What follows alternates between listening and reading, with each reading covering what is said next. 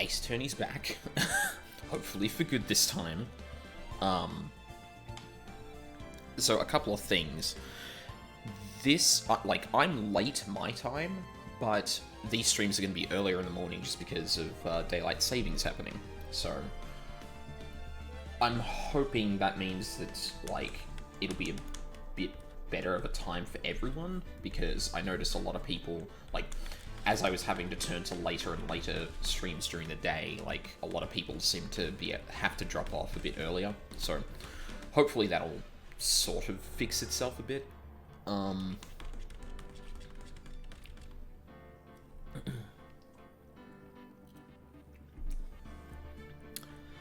There was another thing attached to that I was going to talk about, but no, that's gone. Damn it. I hate it when that happens. Well, I guess I kind of made the 2 points at once. Where I was a bit late, but it's probably on time compared to usual, depending on the time zone you're in. But yeah. I also went back and watched my own streams of this, because it has been a month since I last streamed Ace Attorney. And I want to make a call here before I see anything else out of this episode. It would be convenient, from solving all of the circumstances in this case, if if someone were to die in a similar situation to Celeste. And given the way that Ace Attorney often seeks to mirror some cases in order for them to be solved, I wouldn't put it past it to do that. But then I get myself super worried because it doesn't look like we're going to solve this case in time.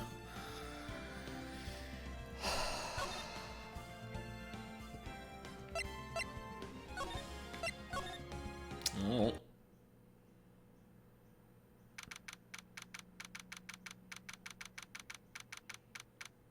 Oh, actually, you know what? I did not put the title of this stream correctly.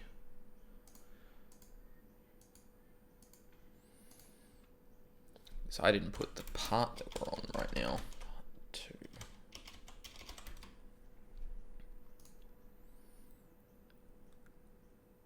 I'm just gonna have to remember to rename that correctly when I highlight this. Okay. Now, I should mention that I watched the entirety of the first stream. It only got about halfway through the second, which was the trial that we just went through, so... Dude, I can't believe that, Adrian. No way. Not cool. Not cool and collect Adrian. Not cool and collected Adrian Andrews. She's your manager. Would have been very easy for her to pull this off. The only person who had easy access to the knife you used at dinner was, well, her. So after the ceremony, during the break, huh? I was sleeping like a log the entire time. See, she could have also easily planted that blood-covered button in your hakama. She was the one that came to wake me up. Then, dude, you're saying it really was her? Yes, she is the real killer. She was the one who murdered Juan Corrida. But why? I thought she was buds with Juan. She has her own agenda. Her own agenda? What are you talking about? I'm sure you'll see by the time this trial's over. It'll be alright, and I'll get you acquitted by the end of the day. Give me a verdict that's refreshing like a spring breeze, okay, Mr. Lawyer, dude? Phoenix, you think her motive is related to Celeste in Par's missing suicide note, right? Yes. Miss Andrews depended on Miss Inpar as her strength and reason to live. But then Miss Inpar suddenly killed herself.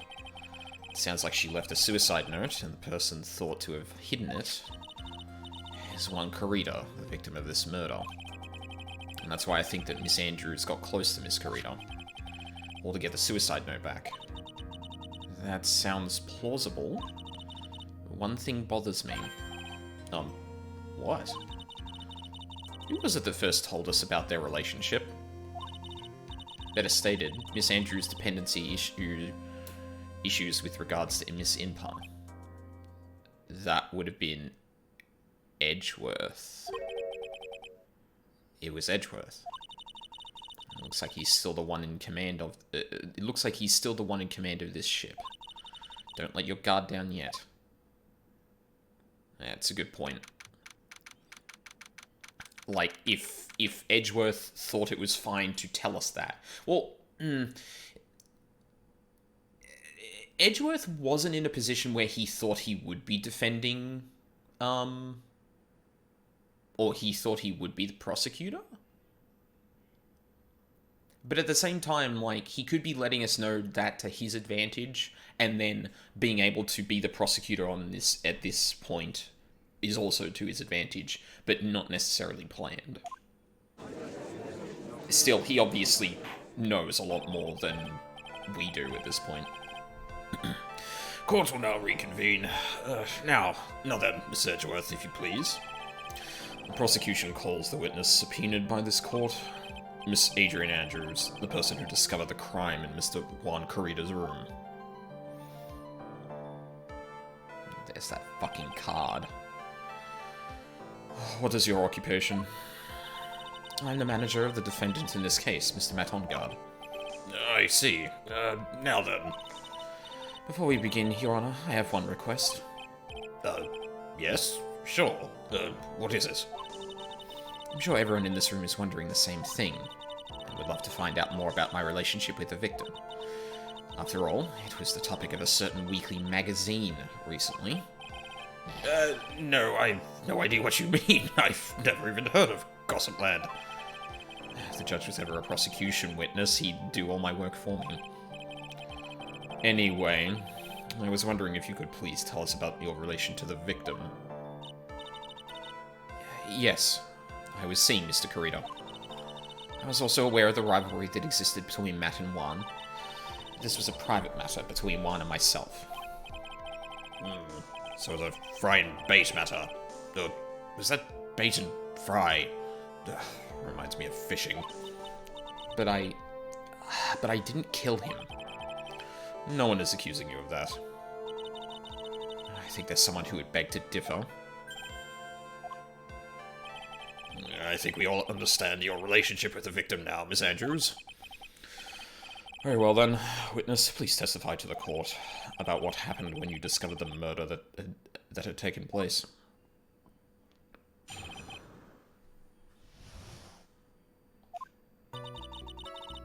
It's time for the show to start, so I went to get Matt from his room.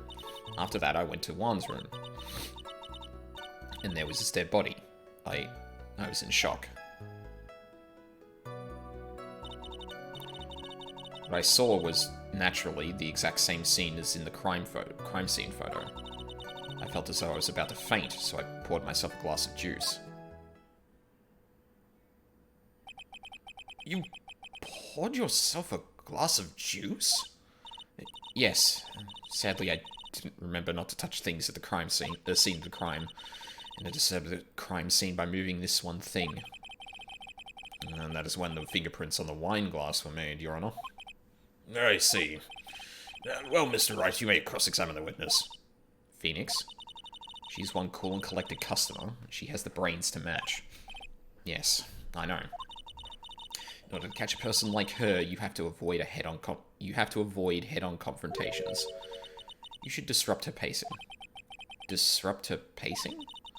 She's the type of woman who is easily thrown off by things inconsistent with her thinking, so you have to attack when she least expects it.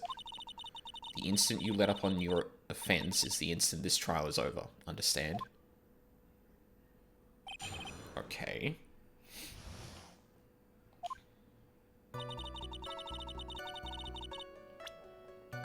Gonna quickly save then. Because this feels very much all or nothing. And what was Mr. On Guard doing at the time? He was taking a nap.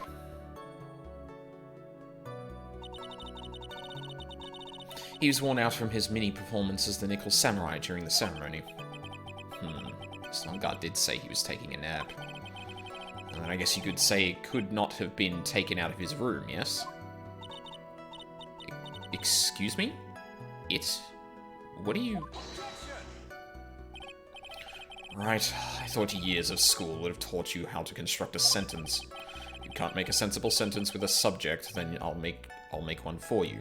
Watch. Did you, Miss Andrews, remove Mr. On Guard's knife from his room? No. Subject, verb, object, right. Did you skip basic grammar?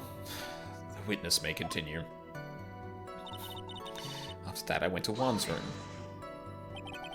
And why did you do that? As a friendly gesture, Juan was to make an appearance with the other heroes. So the show was supposed to be a show of friendship, huh? Is that the only reason? I beg your pardon? What are you implying? You had a certain goal in mind when you started to get close to him, correct? So perhaps you had a more personal matter to discuss with the victim?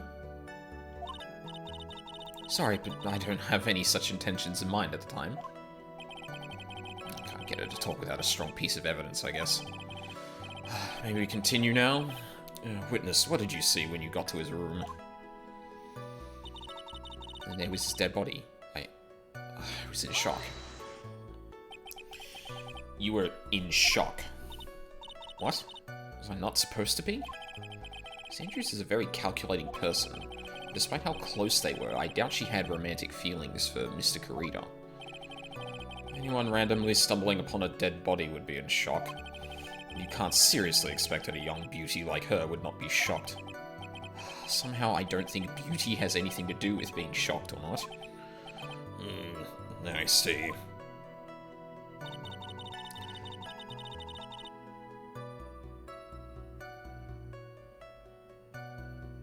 The exact same scene that was in the crime scene photo.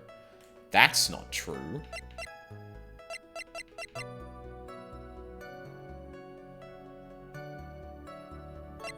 That's the map. That's absolutely not true. Because the glass is full here, and then you go on to say that you filled it up.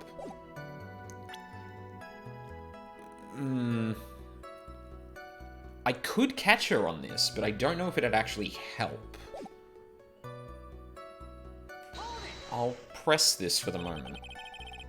This is the photo you're referring to, correct? Yes, the one with a knife lodged in his chest.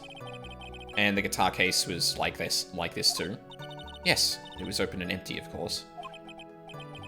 And then what did you do next, witness?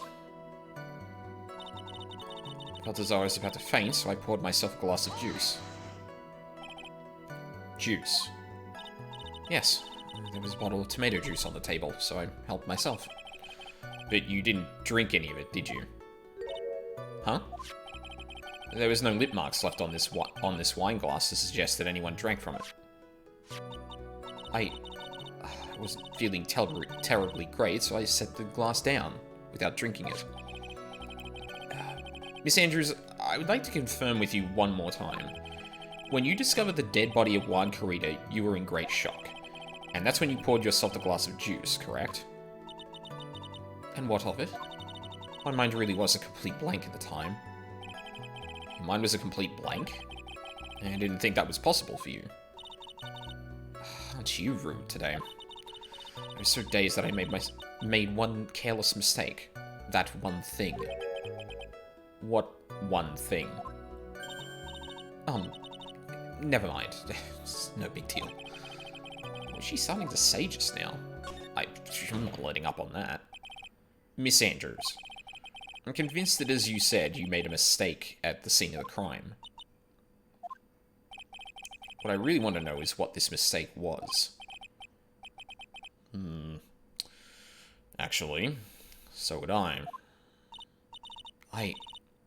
I'm sorry. It's just... It's kind of embarrassing. When I set the glass down on the dresser, I accidentally knocked the flower vase over. There we go. Flower vase? Are you talking about the one on the floor in the crime photo? This mess of glass shards. It was originally on top of the dresser, but when I bumped into it with my elbow, it fell onto the guitar case. Why did you withhold such an important piece of information? I'm sorry. I thought that since the crime scene was already in disarray, that people would simply assume the vase was just another part of the mess. It looks like yet another fact has come to light here. Please add this and anything else you have to reveal to your testimony. I'm sorry, but I have nothing more to add. I didn't touch anything else. It is a very important piece of information. I was the one who knocked the vase over where it fell onto the guitar case. Now, this contradicts what she said before in some way, because I believe she said when we pressed her on it that that the scene was as she saw in that photo. I think she mentioned that the guitar case was open. But if she had actually knocked off the flower vase and that were true, the inside of the guitar case would have been wet. But it was the outside that was wet. So the scene wasn't as she actually saw here. It was a glass vase, and it was fairly big and heavy. I thought I would try to take one's pulse. So I set the glass I was holding down on the dresser, and that's when my elbow accidentally hit the vase. That's odd. I thought she was always in total control of herself. That's what she would like people to think. Always be mindful of the gap between your perception and reality. It doesn't sound like there's any glaring contradictions in her testimony just now. I warned you earlier that she would not crack so easily. The only way to make her is to keep on the offensive and not let up. The only way you're going to catch her is with some very strong, decisive evidence. I have to find something. I just have to. For Maya's sake. Okay, so... my first instinct is to present this. Actually, I'm gonna save, because if this is gonna be instant game overs, then, like, Mia is implying that, like, hey, if you let up at all, this case is just done. And I don't know if that's, if you make a misstep, you're going to fall, or you have to be making a lot of accusations, but just to be safe.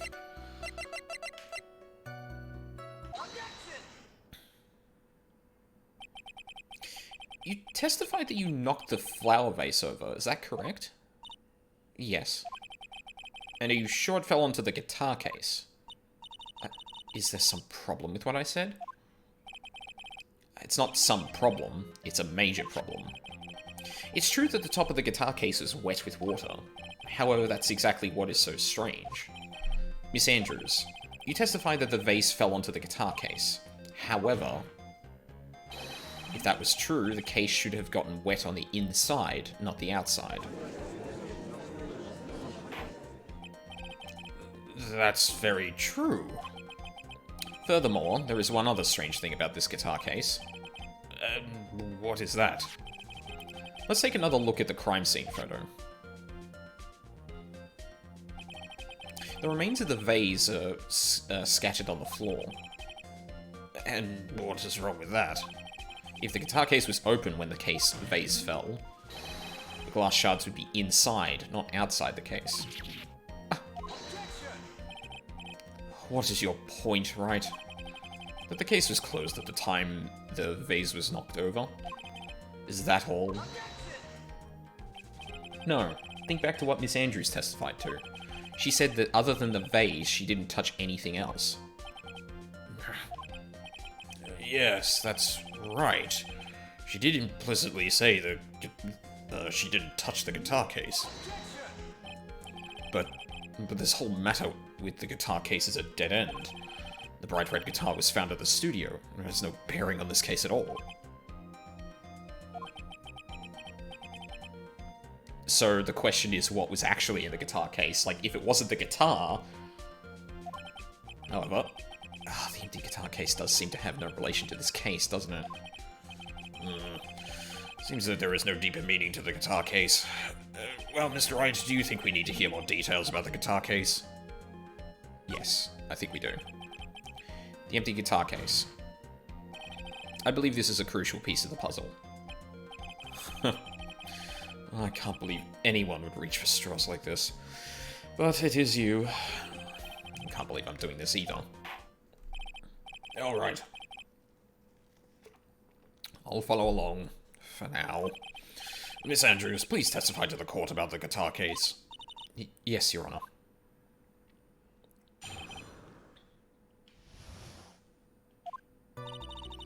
I don't remember too clearly because I was a bit dazed. I suppose I must have opened the guitar case after I knocked the vase over. It's not a big deal though, right? The case was empty after all. As for why I opened the case, even I don't know.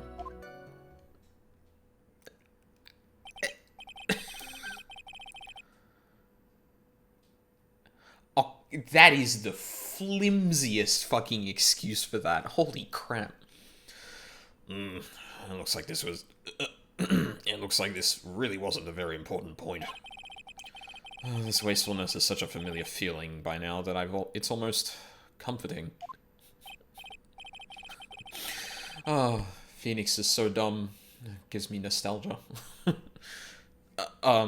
Anyway, I'll just go ahead and start the cross-examination. Using any way to change the topic. Convenient escape for a weak man. What is your game here, Edgeworth? I don't remember too clearly because I was a bit dazed. During your testimony just now, did you remember those events clearly in your mind? Well, you see... Are you sure you were the one who opened the guitar case? She's waiting for someone to tell her if she should answer or not. Sounds like her dependent side is taking over. Well, Miss Andrews? Yes, it was me. I suppose I must have opened the guitar case after I knocked the vase over. So, you opened the guitar case then? Yes. Well, maybe. Why did you open the guitar case? Huh? Mr. Kurita's dead body was right there in front of you, wasn't it? I would think that the first thing you would do is call for help, not open a guitar case. As the witness has said multiple times when she found the dead body, she was dazed. Maybe I was curious to know if the bright red guitar was alright or not. I thought maybe the criminal took it. Why would she care about the bright red guitar? But getting back on topic. It's not a big deal though, right? The case was empty after all. Well, yeah.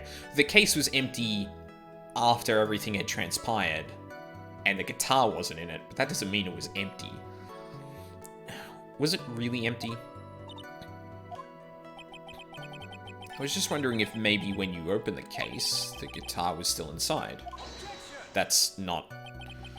How long have you been a lawyer, Mr. Wright? Have a little professionalism. The bright red guitar was found at the studio. These trials would be over in half the time if you would just pay attention. Yes, pay more attention, Mr. Wright. Sorry. As for why I opened the case, even I don't know. Is that because you were shocked and dazed at discovering the victim's body? Yes, that's probably it. I'm not going to get anywhere if I continue pressing her like this. The only way to make her talk is with evidence. I guess I should give it a try. Come on, Phoenix. We can't afford to let up on her now. I wasn't planning on letting up, but she's at her weakest now. So this is our chance. Yeah, we had a weapon to hit her with. I'm sure a weapon is hiding somewhere in the court record, waiting to be found. So, the bit she tripped up on was, I think it was this bit? During your testimony just now, did you remember those events clearly in your mind? Well, you see, are you sure you were the one who opened the guitar case? She's waiting for someone to tell her if she should answer or not.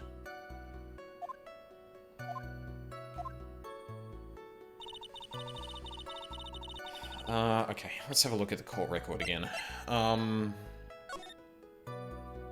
So just, yep, thing of the Nickel Samurai, press conference ticket, the radio transceiver, Lotus camera, the magazine article, the map of the hotel.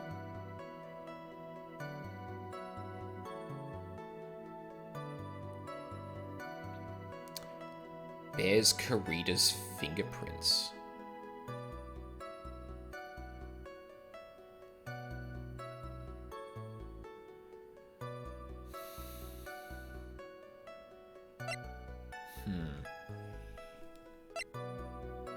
Next to the victim, found in the Hakana. I mean, that's got nothing to do with this particular bit here.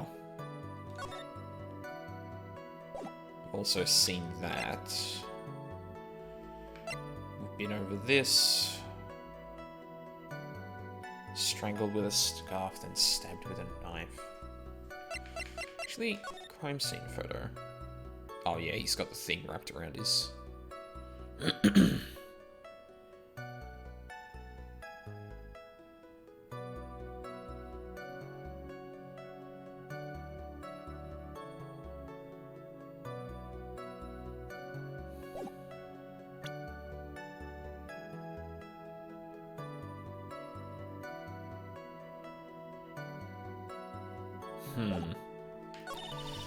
I don't remember too clearly because I was a bit dazed. I suppose I must have opened the guitar case after I knocked the vase over. It's not a big deal though, right? The case was empty after all. As for why I opened the case, even I don't know.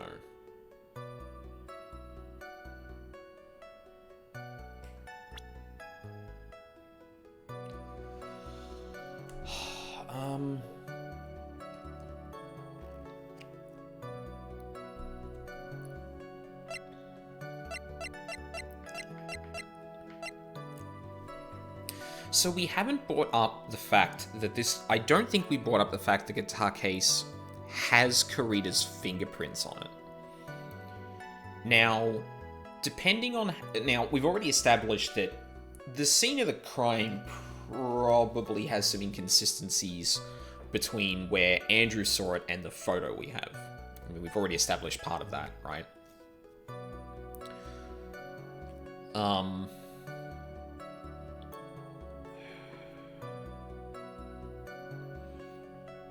And what we just figured out was that,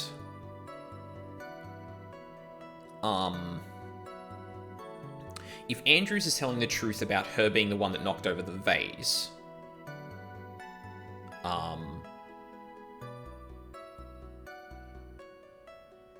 then the case was closed when she got to the scene, but the case was open afterwards. So the question is, did she open the case? And was there a reason for her to do that? But she's stumbling on whether she should say whether she is the one that opened the case or not, which is the... Like, that is clearly her at her weakest, right?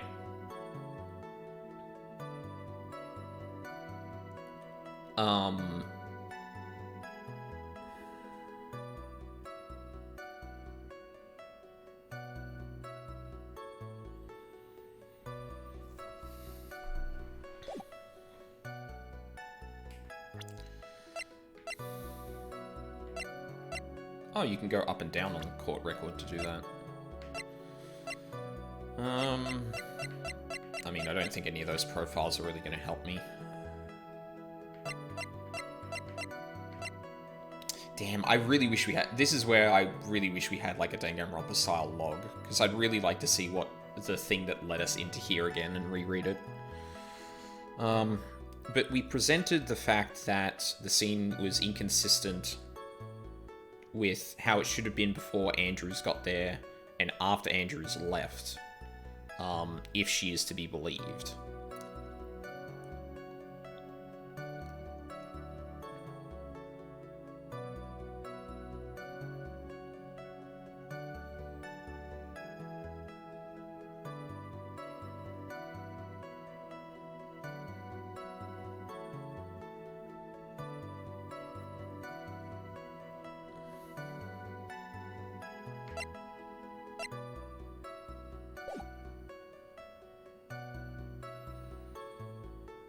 Press this again.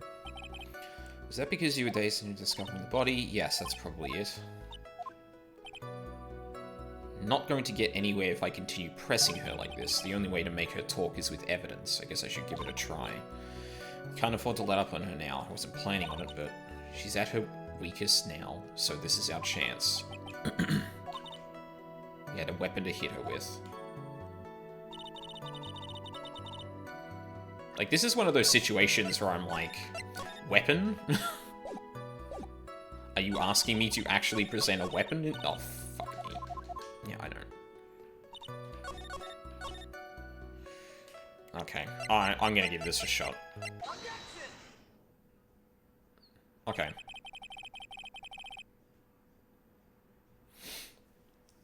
Okay, I see what this is. Yes, I was overthinking that way too much. The guitar case doesn't have her fingerprints on it. It has Karita's. She wasn't the one that opened the case.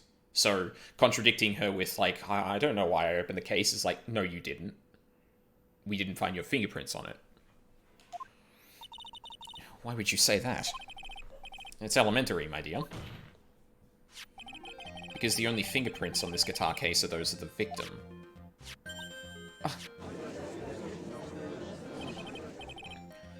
What is it, Miss Andrews? You shouldn't assume that I must have left prints just because I touched the case. What do you mean? What if I were to tell you that I was wearing gloves at the time? You left fingerprints on the glass. Gloves? But why would you be wearing gloves at the time? It was the night of the awards ceremony, so of course I dressed up for the occasion. Yes, now I remember. I'm sure I was wearing a pair of thin gloves. I see. Well, Mr. Wright, it seems the witness was wearing gloves at the time of the... that's strange. You were wearing gloves? Isn't that a little strange? Why is that strange? Do you have something that would prove I was not wearing gloves at the time? Yes. I have your proof right here. This wine glass. The wine glass? You left your fingerprints very clearly on this wine glass. Even if you took your gloves off when you poured yourself this glass of juice, wouldn't you think it was just a little strange that you put your gloves back on just to open the guitar case? Oh. She just had another pair, don't worry about it. Order! Looks like you hit the nail on the head this time. What do you mean? I believe that guitar case plays a very important role here. But it's just an empty case. I wonder if it really was empty, though. But the bright red guitar was at the studio. Phoenix, drop all your presumptions. What was in the guitar case was not the bright red guitar. You don't mean it was a bright white guitar? Wait, that's not right either. Fucking Phoenix. I admit it would be unnatural for someone to do that. So the witness was not wearing gloves, despite the fact that on the case... Your Honor, this is obviously the defense's usual misdirection tactic at work. Steer the court towards an unrelated topic and lull us into his misguided... No, Your Honor.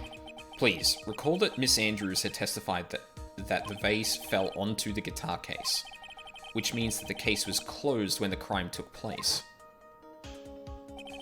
However, it is wide open in the photo of the crime scene. I am sure this guitar case has some relation to the murder. If you are so sure, Mr. Wright, then I'm sure you can somehow substantiate your outrageous claim, correct? Please, enlighten us as to why the guitar case has anything at all to do with this murder. Because he would have had to have been alive to open it. Can you do that, Mr. Wright? Well...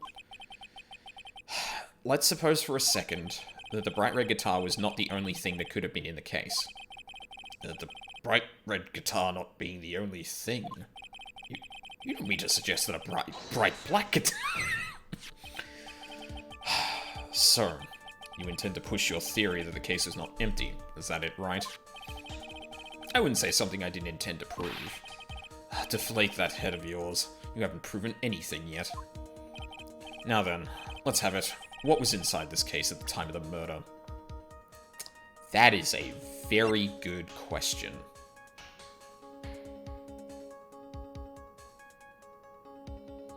What was in the case?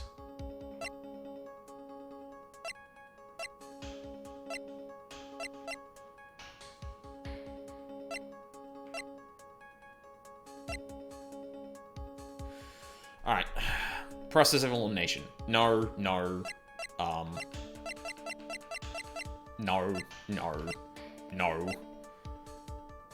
Very unlikely. No, that was in there. Or, sorry, no, that was given to us by Powers, so no. No. That's the case.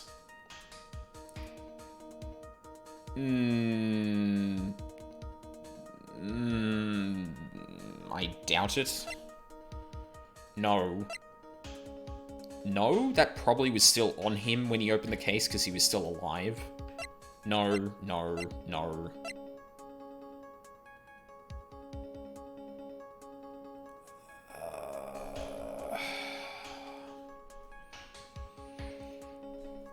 Why would that be in the guitar case, though?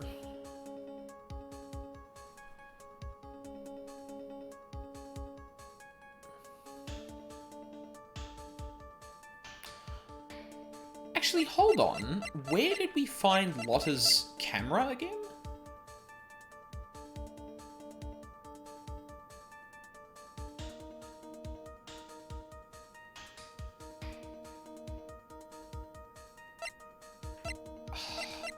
Fuck, I wish I could remember that.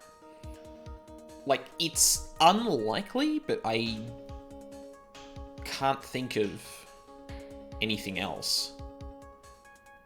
What was inside this case at the time of the murder?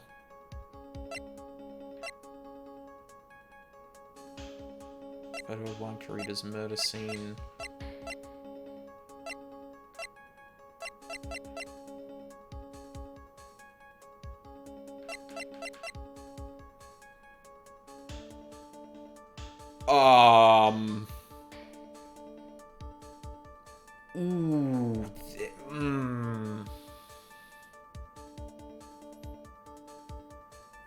I don't think presenting this is going to actually give me that, though, but that is an interesting theory.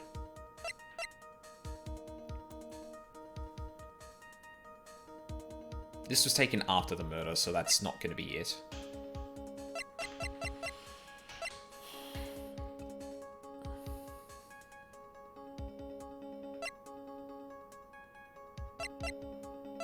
God, if that was the suicide note. Actually, that's a good theory. I don't know if presenting this is going to do this, but I need to know. And why would something like that be inside a guitar case, let alone this one? Why, Mr. Wright? Why? Well, I just thought it might have been possible. Yeah. I have a suggestion. Why don't you put that in the void where your brain is supposed to be? Yes, and never bring it out again. I'm sorry, I had to know. Okay, so...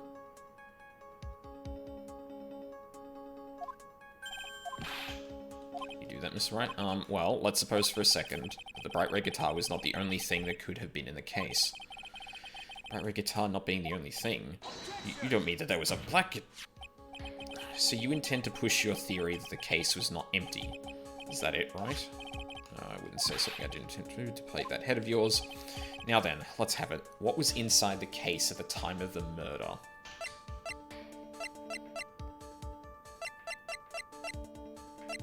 Was it the camera? No.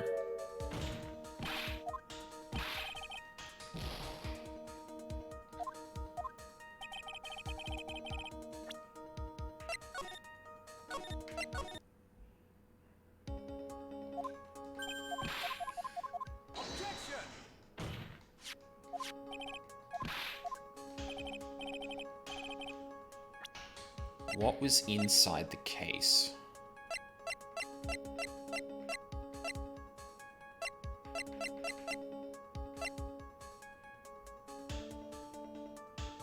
Like, you'd think it'd be something taken from the studio, right?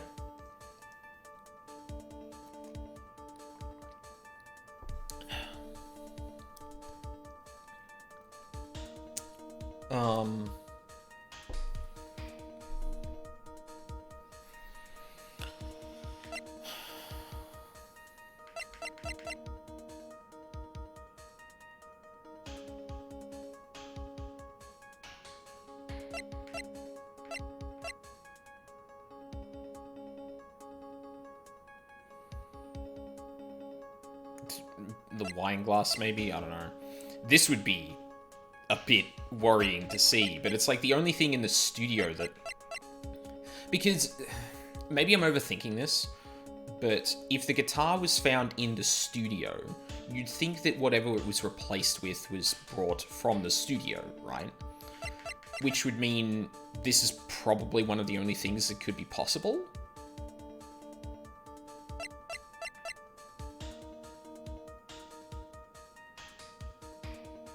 But it does have Kurita's blood on it.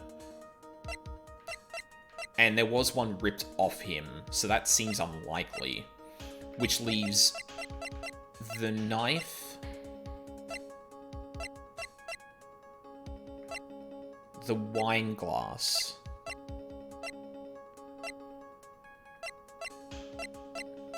I think that's it. Maybe it was the knife? No.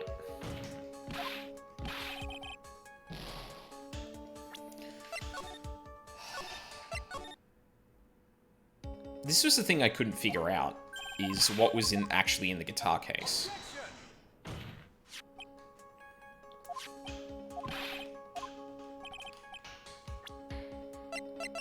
So was it the wine glass?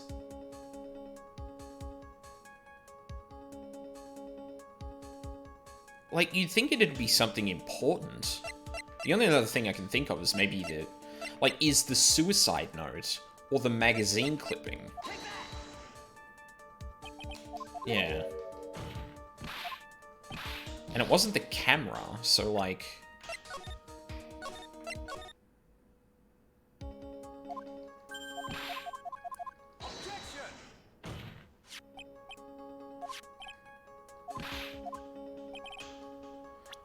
Unless it was someone. Like, I'm running out of options here, I think.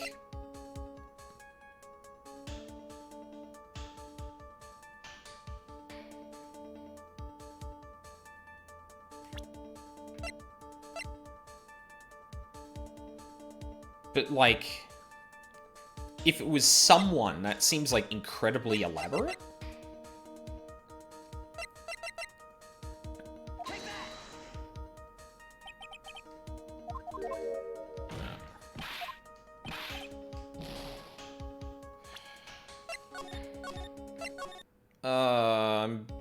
I'm dumb. Head empty. No evidence.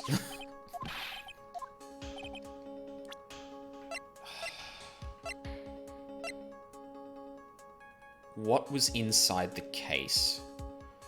Nickel Samurai press conference ticket, radio transceiver, Lotta's camera, magazine clipping, Hotel guide map, guitar case, wine glass, crime photo, Jammin' Ninja's button, suicide report, attempted suicide report, one autopsy report, knife, Lotta's photo.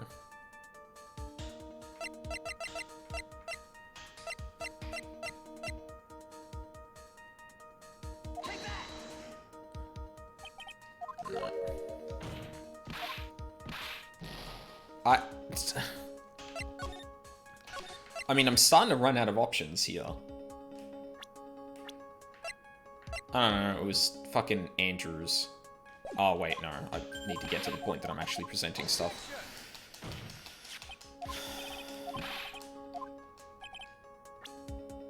What was inside this case at the time of the murder?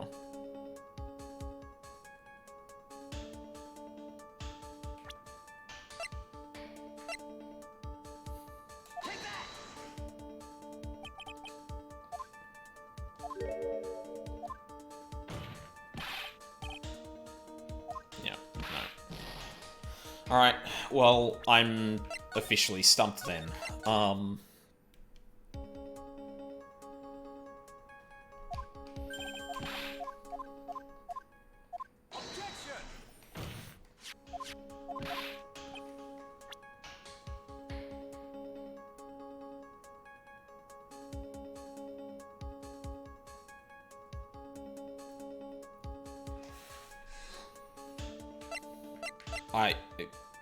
I don't know.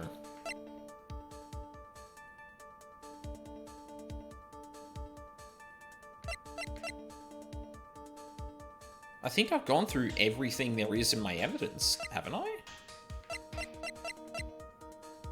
Like, other than the stuff that, like, I have been holding on to?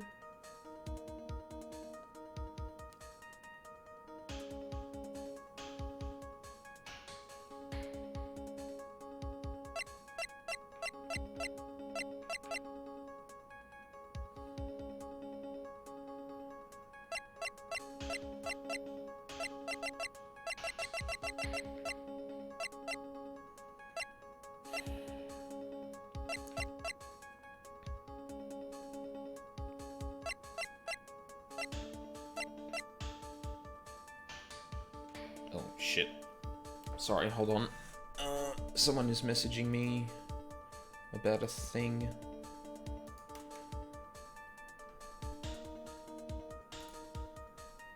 No. You piece of crap. Sorry, one sec.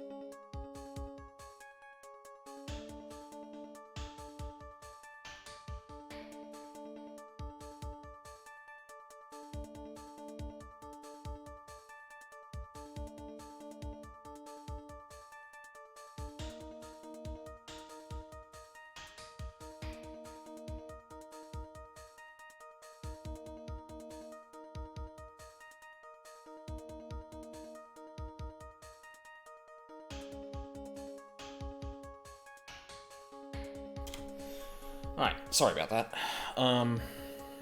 I forgot to respond to a person from yesterday. And I've been putting off, replying to that for no particular reason.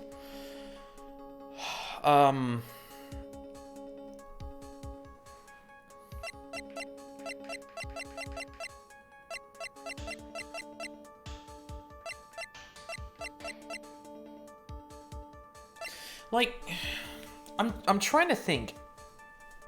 Something would have need to have been put in the case. Like, I don't know if I'm being too elaborate with this, right? But if the guitar was found in the studio, that seems to suggest the guitar case did not contain the guitar once it left the studio. Does that mean that there was something in it?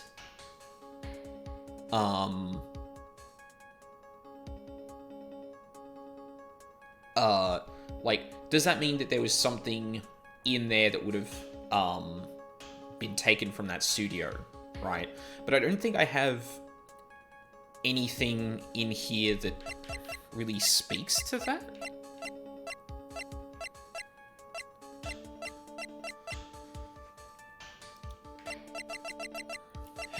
Like...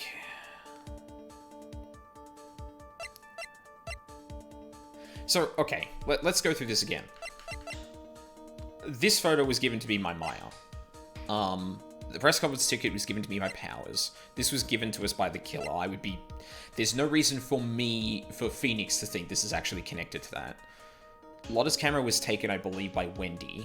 This was given to us by Powers. This was given to us by Powers as well, I think. No, this was given to us by Gumshoe. That's the case. It can't be in the case. The wine glass was in there. We've already done that. It's not the crime photo. It's not the button. It's not the suicide report. And I would have thought that if it was the suicide note that was in there... But that seems weird. Like, at least within the story, we're drawing attention to the fact that this was empty during the having left the studio.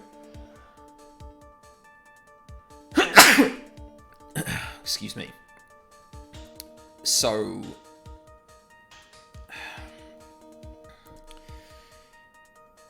Like, even if the suicide note could be in there, it was probably in there incidentally, right? Like, the guitar was clearly taken out to put something in there, but I don't think we have anything in our court record that really... that could be that, right?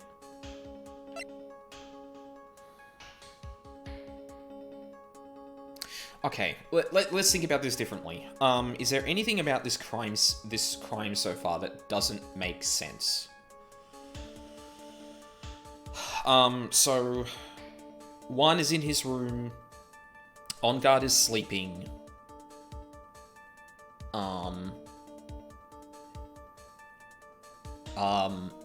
Andrews goes to visit Juan. Somehow he ends up dead. She leaves to get Matt. Actually, hold on a second. Okay, so this is again a meta thing.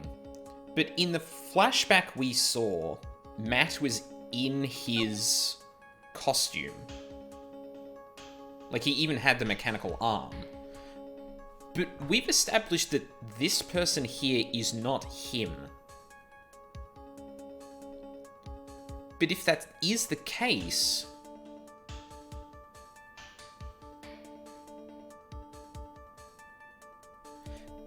It's the costume. That's the only thing that we are aware of right now that has been unaccounted for. And I'm not sure if I'm 100% right on this because, again, it's a bit unclear whether I'm supposed to use meta knowledge. Like, well, I guess we know that something was put into Matt's Hakama, the one he was wearing. And there is clearly a shot of someone else wearing a costume, so there is potentially two. And if that's the case, then where did that second costume come from? It might have actually been in the case. Does that work? I guess it does. We'll see if I'm right, but... This is a photograph.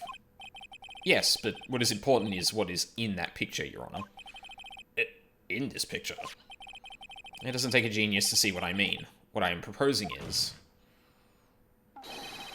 Inside the guitar case was the Nickel Samurai, the hero's very own costume. Okay. What?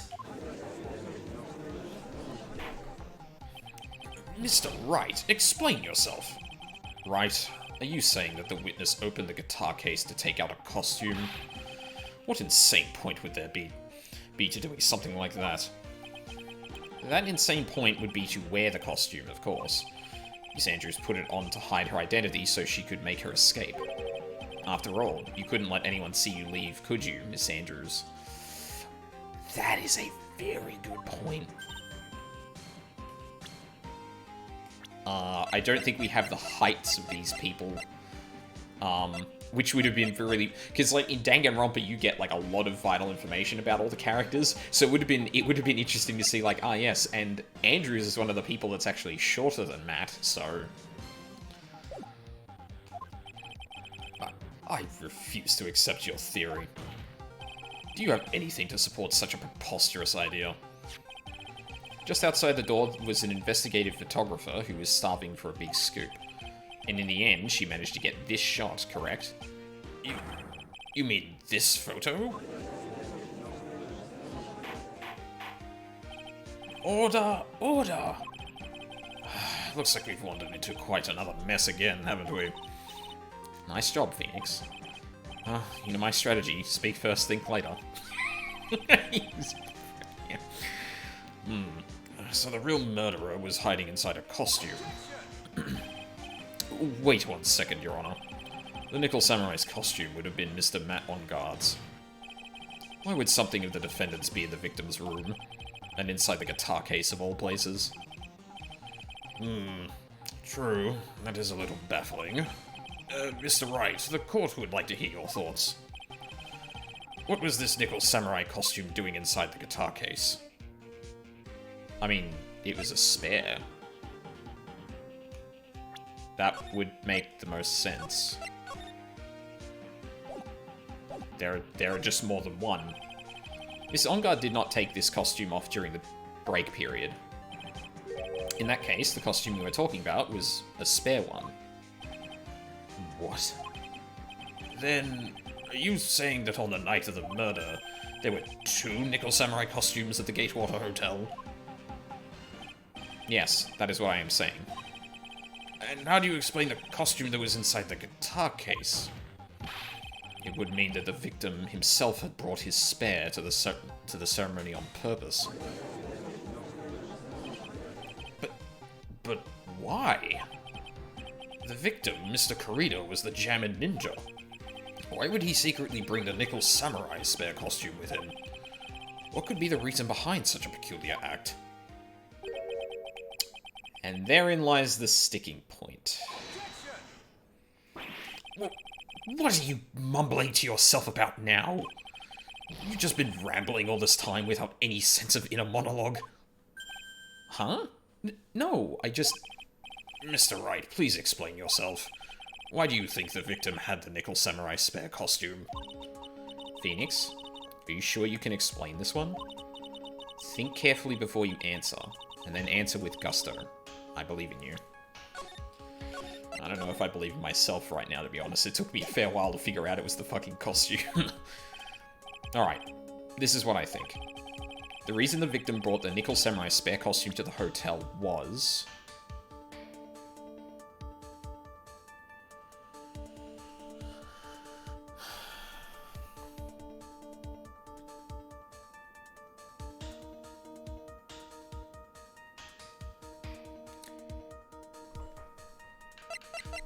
the press conference. Because rewatching the streams, Matt didn't know about the ceremony. Or, sorry, he didn't know about the press conference. He knew there was a post-ceremony thing, but he didn't know about this. What is this? On the night of the murder, after the stage show, the Nickel Samurai was going to hold a special press conference. Press conference? Yes, the Nickel Samurai was supposed to confess something at this conference. I heard about this as well. For once, you're not making something up, right? But what struck me as strange was that Mr. Engarde himself said he had no idea he was supposed to be holding a press conference that night. But how can that be? The way I see it, that can mean only one thing. The conference was set up by none other than the victim, Mr. Juan Kurita himself. The victim? Yes. The spare Nickel Samurai costume was prepared for that very conference. Mr. Kurita was going to hold a press conference as the Nickel Samurai. That would explain that. He was going to dress up as the Nickel Samurai and hold a conference?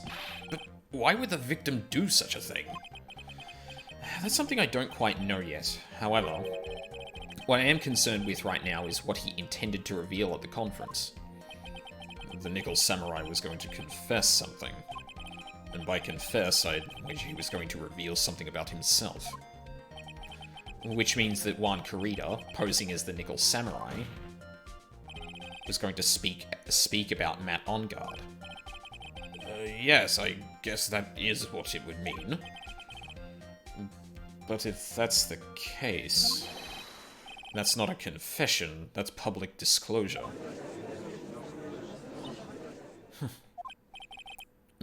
Miss Andrews? I can see why you're a pros at what you do. Pardon me?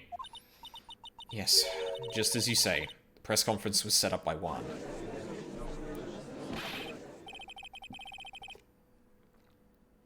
Miss Andrews, please offer us an explanation for this.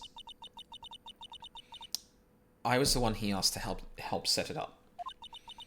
And the person who prepared the second costume for him, that was also me. You? Juan had bet everything on the Jammin' Ninja this year. And if he lost the Grand Prix, he was going to make sure Matt was going down with him. That's what he thought, anyway. He was going to ruin him, huh? It looked like somehow Juan had in his hands a secret so powerful that it would destroy Matt's acting career had it been revealed. What? And do you know what this secret of Mr. Engarde's is, Miss Andrews? That's something only Juan knew. I don't know what it is. I see. I've probably been coming off quite suspicious to everyone, but that's to be expected. I've been trying to protect Matt, after all. Protect Mr. Engarde? And yet again, another strange bit of truth comes to light, it seems. Miss Andrews, if you could please tell us about the truth about your behavior. Yes, Your Honor. I understand.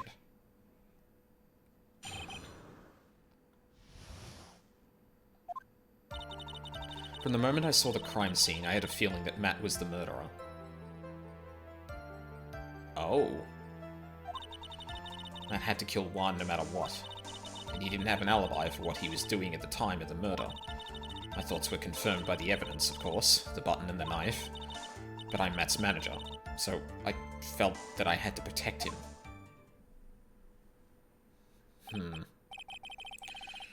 This does account for everything. Well, I am the logical type. We're finally seeing her true self. She's more nervous than a scared rabbit.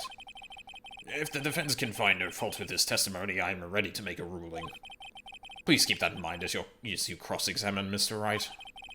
Looks like somehow everything has swung to the opposite end of the scale again. That just means I have to put my weight into this and turn her logic upside down.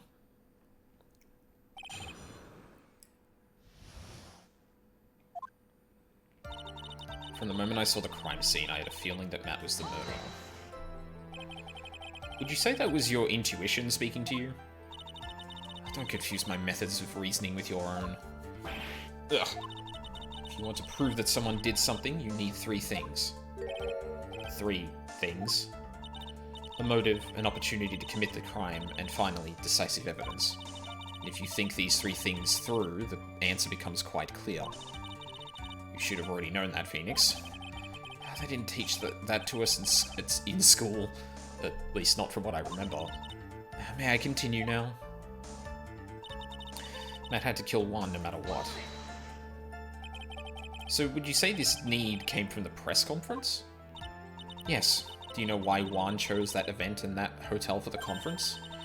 Because that was when he could cause the most damage to the public's beloved Matt Engarde. And you knew of this plan, didn't you, Miss Andrews? Yes, because I was the one who set up the conference and prepared the costume. But I'm sure Mr. Engarde himself didn't know anything about the press conference. Oh, really? Can you show me any proof that he didn't know about the press conference? Anyway, the important thing here is that this information was not in your testimony. Yes, I agree. Miss Andrews, please correct your testimony, if you please. Grasping at straws now, are we, Mr. Wright? I know what his motive was, but I don't have any way to prove I'm right. Has Mr. OnGuard done something to hurt or betray you personally? Why do you ask? You were the one who helped Mr. Kurita with his press conference, and that event was supposed to bring down Mr. OnGuard, yet you still helped out. The person on trial right now is Mr. OnGuard, right? What the witness was thinking, helping the victim with his plan, is none of our concern. In any case, this means that the defendant had a motive to kill. Why do I keep doing this to myself? He didn't have an alibi for what he was doing at the time of the murder.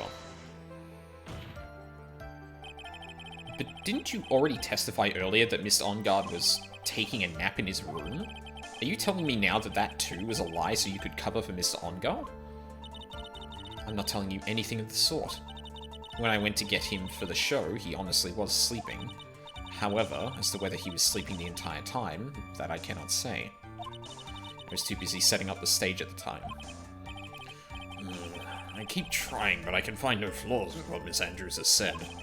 I can't say the same for some people here in this courtroom, however. The judge is glaring straight at Mia. He's glaring at you, smart guy. Phoenix, my god. At least be a little self-aware, come on. My thoughts were confirmed by the evidence, of course, the button and the knife. You can hardly call the knife decisive evidence. The fingerprints on the knife could very well be a clever camouflage. Then, what about the button? The button? It's clear from the crime scene that the victim and his murderer fought, and during the fight, the killer ripped the button from the jamming ninja's costume. You're talking about this button, correct?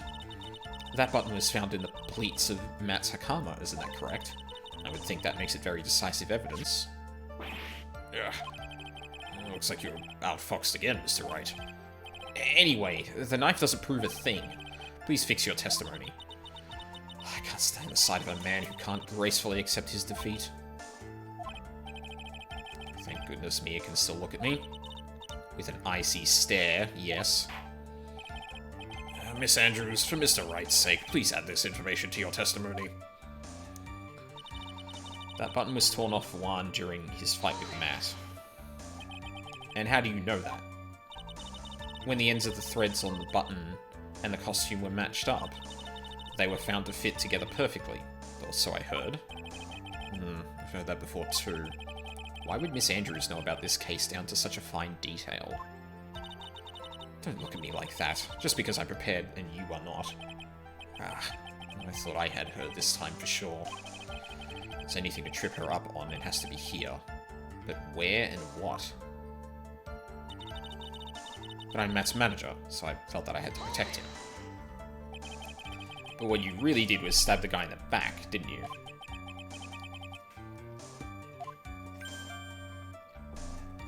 Ugh. Hey Charles, how's it going? I just spilled hot chocolate on my face. Perfect. Welcome to the stream.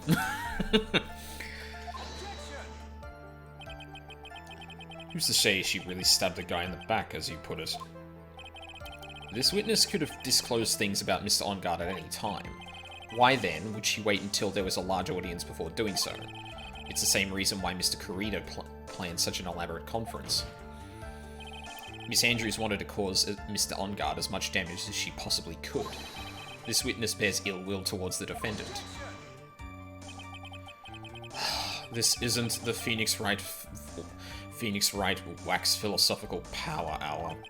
And please, stop slandering the witness. As I expected, Miss Andrews' testimony seems pretty solid. Really? Because to me it sounded a little wishy-washy. Wishy-washy? Well, I guess I'll see if I press a little more. You should know this by now, but you'll need strong, decisive evidence to make her talk. Got it, Chief. I'm gonna pin you down this time, Miss Andrews. Alright, let's go over this again. From the moment I saw the crime scene, I had a feeling that Matt was the murderer. I know what his motive was, but I don't have any way to prove I'm right. And he didn't have an alibi for what he was doing at the time of the murder. That button was torn off Juan during his fight with Matt. But I'm Matt's manager, so I felt that I had to protect him.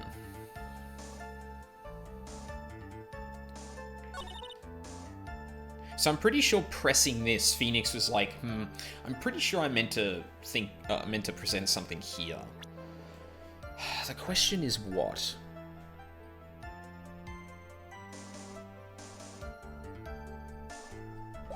I'm gonna press this again and see what it says again. How do you know that? When the ends of the threads on the button and the costume were matched up, they were found to fit perfectly. They were found to fit together perfectly, or so I heard. Heard that before too, but why would Miss Andrews know about this case down to such a fine detail? Because I'm not... I thought I had her this time for sure. If there's anything to trip her up on, it has to be here. But where and what? The button was torn off of Juan during his fight with Matt.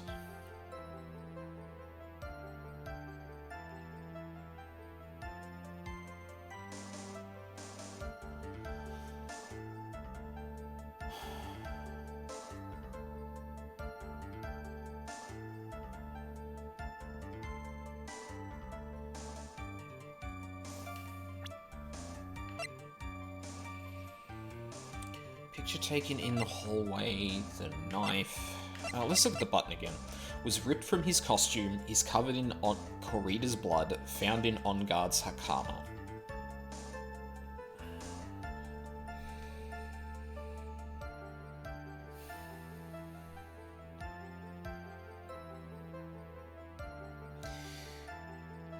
So, she knows that this was ripped from his costume.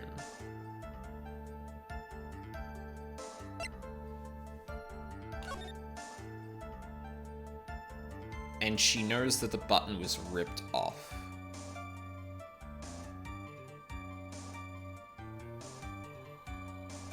And she knew that they perfectly matched. And I really wish I could remember who had said that that was the case. I want to say it was probably Gumshoe, but...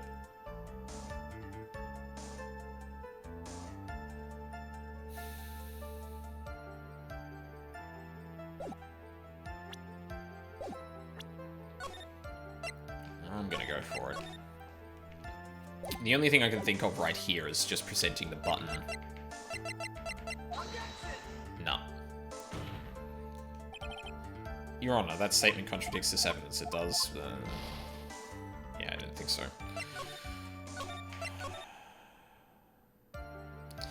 That button was torn off Juan during his fight with Matt.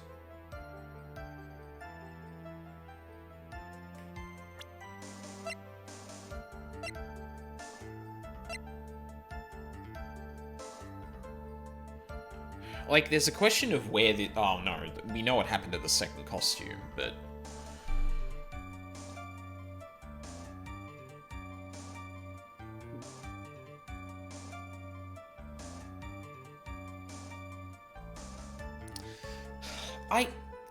I don't think that, This is the thing that's bothering me, because she's positing that Matt was, or she's positing that Corrida or Juan was killed by Matt, right?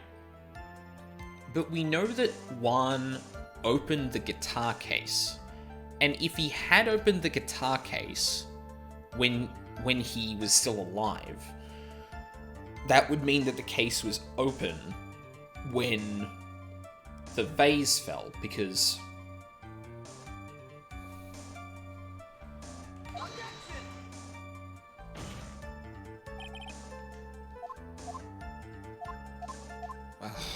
Damn it.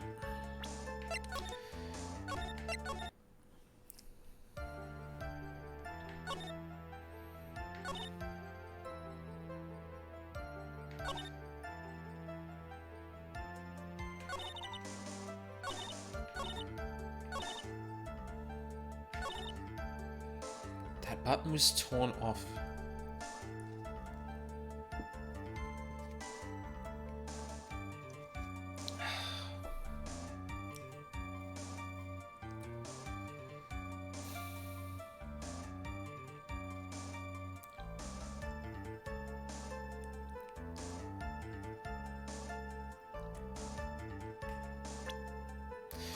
Okay, I need to kind of like go through my thought process here. So, Andrews is implying that Matt killed One, which means that One was dead by the time that Andrews got to One's room. I guess we're just going completely back on the fact that the guitar case, that the vase was dropped by Andrews. Like, I don't know if we're still running with that as true or not. Like, I think we established that the vase fell before the case was opened.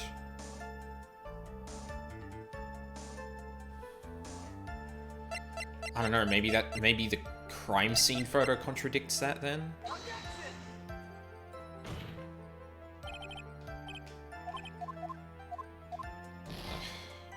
Fuck.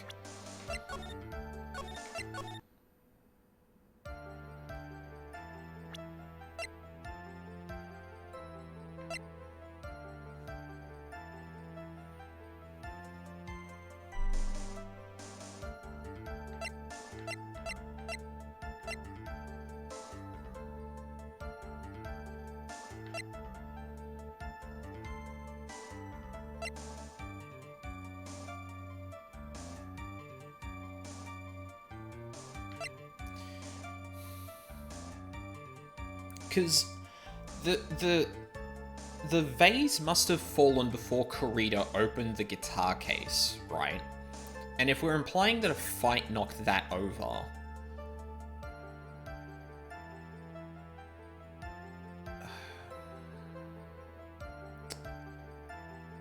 I guess I'm assuming here that One was killed specifically after opening the case. Or, that the fight led to his death. Which it may not have.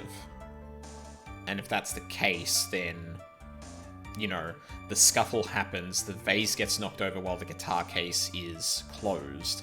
One goes to open it and gets strangled by Matt. Right?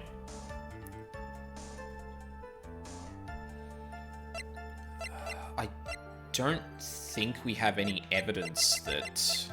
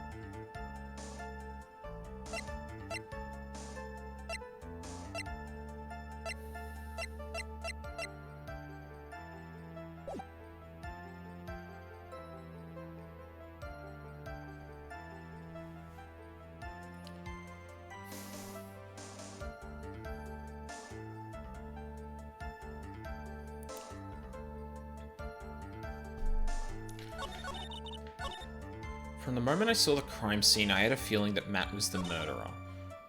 I know what his motive was, but I don't have any way to prove I'm right. And he didn't have an alibi for what he was doing at the time of the murder.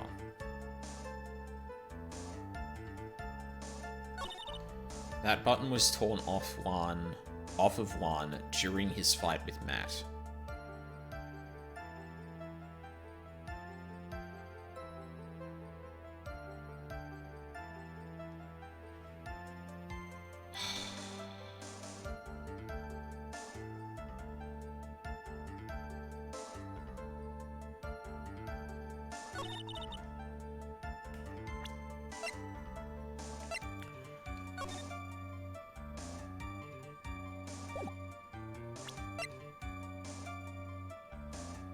There's something off the post-ceremony show, originally from Maya's kidnapper, who goes by the name of D Killer.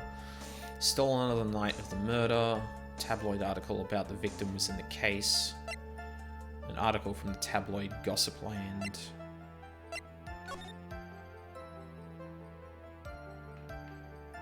Yeah, there's nothing else to that.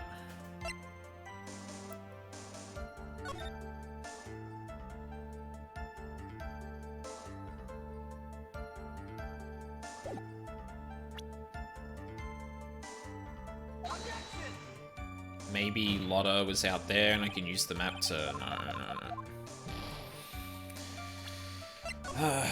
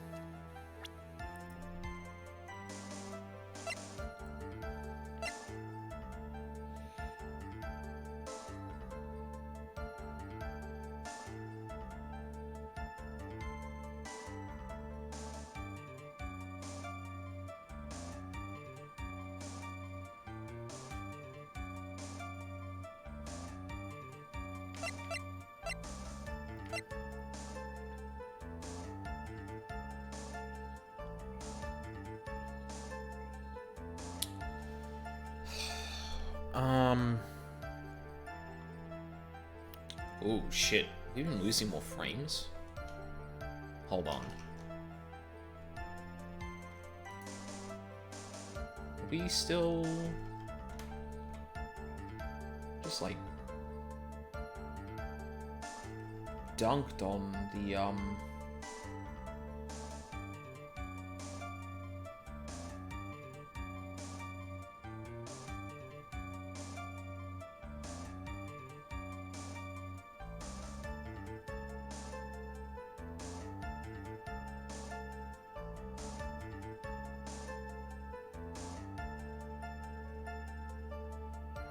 I haven't got anything that's, like, loading stuff in the background. That's weird.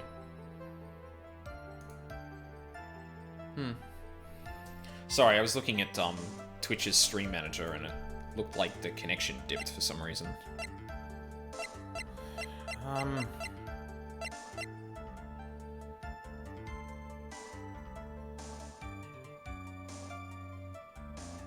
Okay. I'm getting too fixated on... I'm getting too fixated on the, I'm getting too fixated on the guitar. Like, let's kind of step back from this. I've been trying to do this more and more, specifically for games like this, because, like, I get way too like, focused on, like, one particular solution. That button was torn offline during his fight with Matt.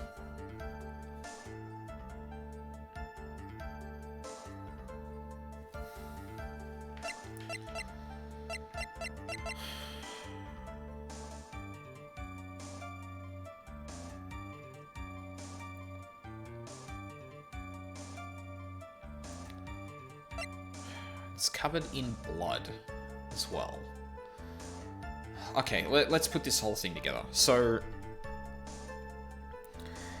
what Andrews is suggesting here is that Matt went to Juan's room and tried to kill him. Okay.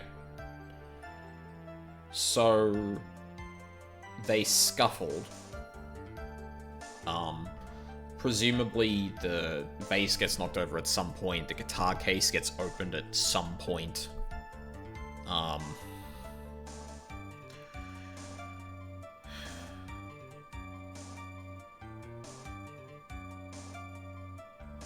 Oh, hold on, no, no, oh my god, I've been focusing on the wrong thing. So, I think that someone ripped this button off to frame Matt.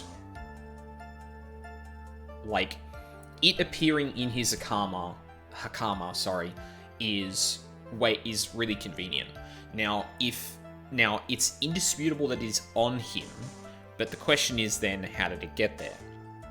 It could have been him, but if I'm going on the assumption that someone ripped it off to put it in his Hakama, then I've got to prove that this was taken. Maybe I can prove that it was taken for that purpose instead, and say that, no, the button was not taken during the fight, it was taken specifically to frame Matt. But I don't know how I connect that to this. Because I feel like the order of events with the guitar case is like a compelling thing to say, like, I don't think this actually went down the way it seems. Although, maybe that doesn't spell out that the button wasn't taken in a fight?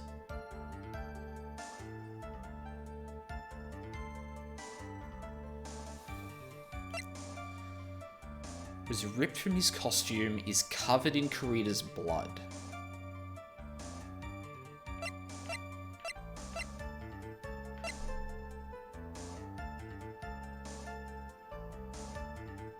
Yeah.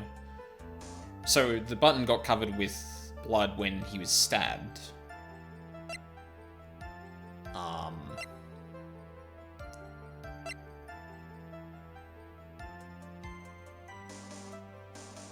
Oh, hold on. Yeah, wait a minute. If this was taken off in the scuffle that led to Matt being, or led to Juan being killed,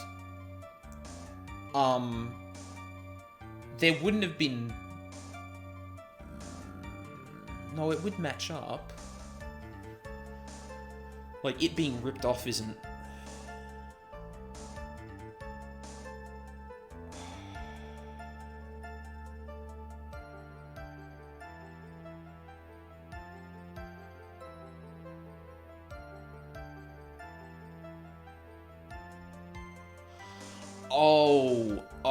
Okay, I think I might have something. So, the autopsy report says that Juan was choked or strangled with his scarf and then stabbed with a knife. Now, if this had... is that a stretch? Like, it's still possible that he could have stabbed him afterward. But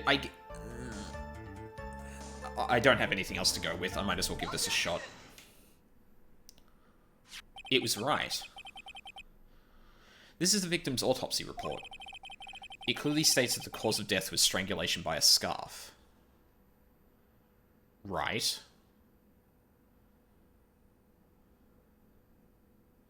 Oh, I was on the right track. This is... Okay, I think I know where this is going to go.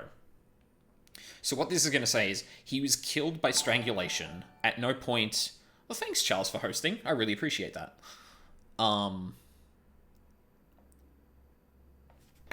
At some point,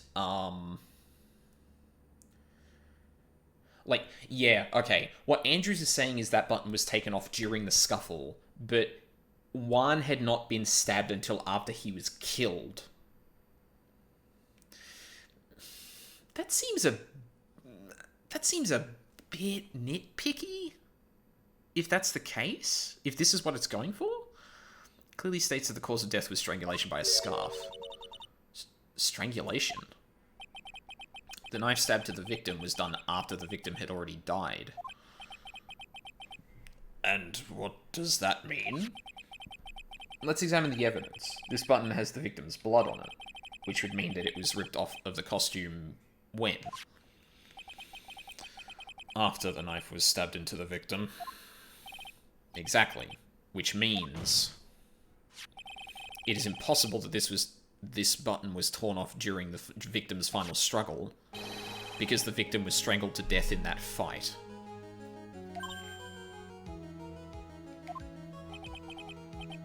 That's right, Miss Andrews. There is no way this button was ripped off during this struggle.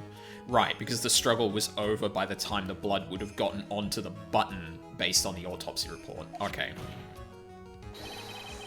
This button was consciously pulled off the victim's already dead body. Order! What is the meaning? What is the meaning of this right? So what if the button was torn off the body after the victim had already died? What does that change? Let me ask you one simple question, Mr. Edgeworth. Why was the button torn off? What purpose did that serve? What purpose? We know this button was torn off during the fight, so the murderer took the time and effort to purposefully rip this from the victim's body. That would mean that the murderer had something in mind, wouldn't it? Mr. Wright, does this mean you know what the murderer wanted to do with this button? What was it? Yeah, to pin the crime on guard. There is only one logical explanation for... logical reason for doing something like that. It was to pin the crime on Mr. On Guard.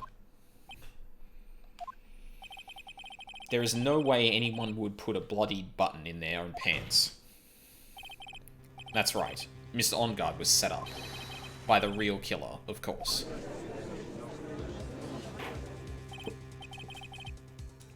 And the real murderer is... Well, Miss Wright, who in the world is the real killer, then? Finally. Can't believe I managed to bring this trial all the way up to this point. I say as I save my game, tentatively. Phoenix, you can't let your guard down yet, not until the very end. The real killer, the person who planned to frame Mr. On Guard, is... I mean, it has to be Andrews. Miss Adrian Andrews. I choose you. You are Mr. Kurita's killer. What? There go another pair of glasses. Order! Order! Order! Mr. Wright. This is a very grave matter. Oh man, Mia is way hotter than I remember. Well... Mia happens to be inhabiting the body of Pearl, who...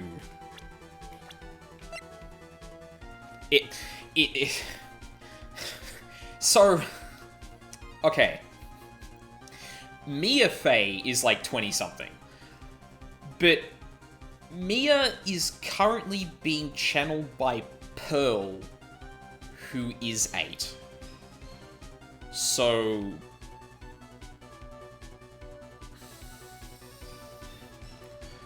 Yeah, So, when one channels the spirit of the dead, it turns out that you physically turn into that person. You dress like them, you have the body of them. It's fucking weird. Like, honestly, I could go into this for way too long, but...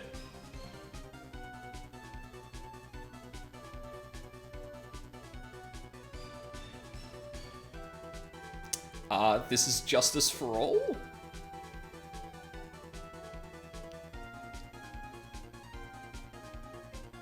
Shit, dude, God, I hope I didn't just spoil you on something. Hang on. Where's my, Twitch stream manager? Where are you? Oh, it didn't update the... It didn't update the thing right. Fuck you, Moobot. It's the second. It's the second game.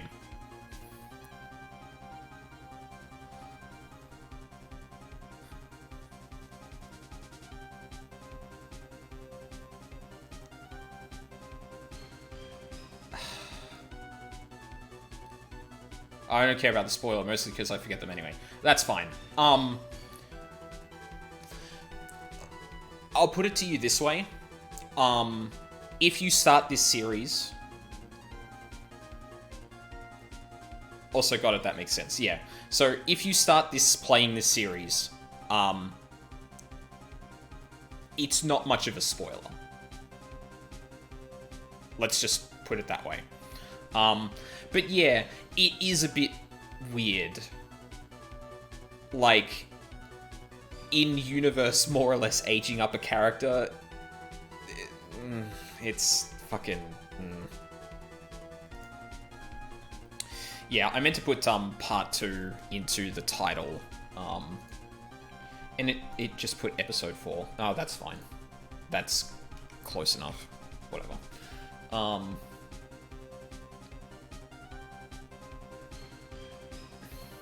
why is Capcom like this? I don't fucking know. It was weirder. It was weirder in the first game because it didn't explain what was going on with that, right? And it had Maya, who was at the time 16, just turning into Mia, like, in a dressed in an incredibly similar way. So it was like, why are you doing that to a 16-year-old? And then they tried to rework it as, no. They actually channel and change into that person. But then they did it to an 8-year-old.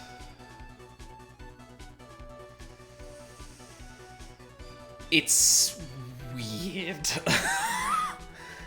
Anyway, sorry. Minor tangent. I mean, minor. That was, I hate that I made that pun accidentally. This is a very grave matter. Do you have any evidence that supports your charge? Any evidence? All of the evidence points to Miss Andrews. How preposterous. You can't stick any of that on me. I can't, can I? Would you care to test me? Then what about this knife? The knife was used to stab the victim after he had already been strangled to death. It was used to throw suspicion onto Miss Enguarde, naturally. Or Mr. Enguarde, rather. Japan, why? Yeah, fucking... It's... A knife covered in the defendant's fingerprints could only be taken from his room, and the only one who had dinner with him and knew which knife to take was you. Okay, that's... that's Paraclasses number 3. Then, what about the button that was found in Matt's Hakama? This button was removed from the victim's body after he had already died. The only people who could have done so were the person who found his body or the killer. However, if Mr. Enguarde was the real killer, there is no way he would have put such incriminating evidence in his own Hakama. Glasses number 4. She really came prepared today. The only person who could have put this button into Mr. Enguarde's Hakama is the person who went to wake him from his nap, which is you, yet again, Miss Andrews. I see. What about the empty guitar case? That is also another piece of evidence that incriminates Miss Andrews. That costume was used to hide the real killer's identity as they fled the crime scene. Now, who could have known that there was just such a costume inside the guitar case? It could only have been the person who prepared the costume for the victim. And that person is you, Miss Adrian Andrews. No, But Miss Andrews' fingerprints were nowhere to be found on the guitar case. And it was you who proved that she was not wearing gloves at the time. That's right. That's because she did not intend on leaving any prints. If anyone had found out that she had touched the case, they would have asked her why. So to avoid leaving any prints, she used a towel or something else to open it. But the glass of tomato juice is a different story. Miss Andrews purposefully left her fingerprints on the glass to show that yes, indeed, she was the classic dazed discoverer of a dead body. Number 5, and to top it all off, there is this photo. A photo of the killer as they exited the scene of the crime. No reasonable person on Earth can believe this nickel samurai is Mr. Enguarde. He would be much too short for his own costume if it was him. Speaking of how tall people are, Miss Andrews, you're also kind of short in stature, are you not? Please, stop. Well, how about it, Miss Andrews? I've got her this time. Miss Andrews?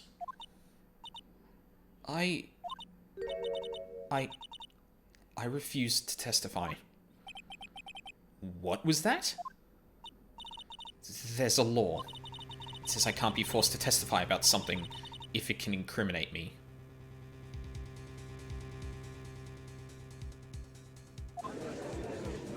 Oh. Fuck. Well, Yes. You are absolutely correct, Miss Andrews. The law does provide us with a way to avoid self-incrimination by allowing a witness to not testify in the testimony if the testimony can cause damage to themselves.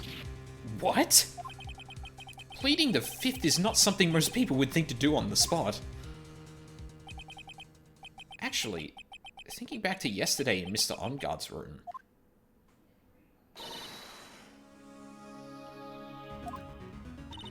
Yes, I didn't speak Franciscus. Think hard about what we just discussed. Understood? All right.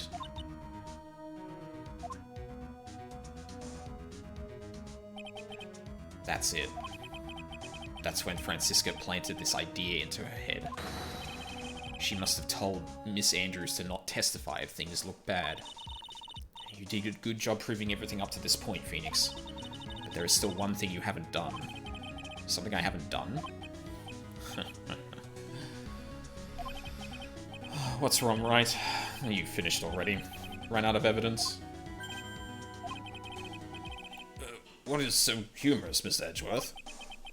I'm sure you realize this as well, Your Honor. But everything the good lawyer here has proven up to this point is meaningless.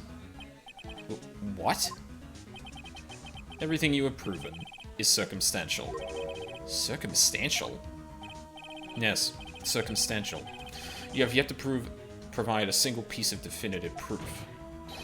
Proof that Miss Andrews did in fact harbor a wish to murder Mr. Corrido. I mean, we could go down that path if we really want to now. Miss Andrews, did you want to kill Mr. Corrido? I believe this may lead to me incriminating myself, so I will abstain from answering. But, Miss Andrews, if you do that, it would be the same as admitting your guilt, don't you think? Maybe so, or maybe not. There is nothing to prove it either way. Besides, you don't even know what crime I would be guilty of due to my silence. No, she's taking that defiant attitude again. Mia, what should we do? Somehow, we've landed in the worst possible situation. I think we have reached a certain conclusion at this point in time. Miss Adrian Andrews has refused to testify, and the defense's theory that she is the actual murderer has not been fully substantiated with solid definitive proof. But that's not true. In this situation, there is only one thing this court can do, and that is to declare a recess. Recess? I request that both the prosecution and the defense look further into this matter, and at tomorrow's trial... Oh no. Charles? There might be some spoilers coming up. Just a fair warning. We don't have a tomorrow. Okay. If we don't get a not guilty verdict today, then... Please wait, Your Honor. That's not necessary. The trial. Please continue the trial. What are you sweating for? Your client is getting one more day to live, isn't he? That's not it. This isn't about that. Edgeworth, I know you know who the real killer is. Please, let the trial continue. If I don't get the verdict, then Maya...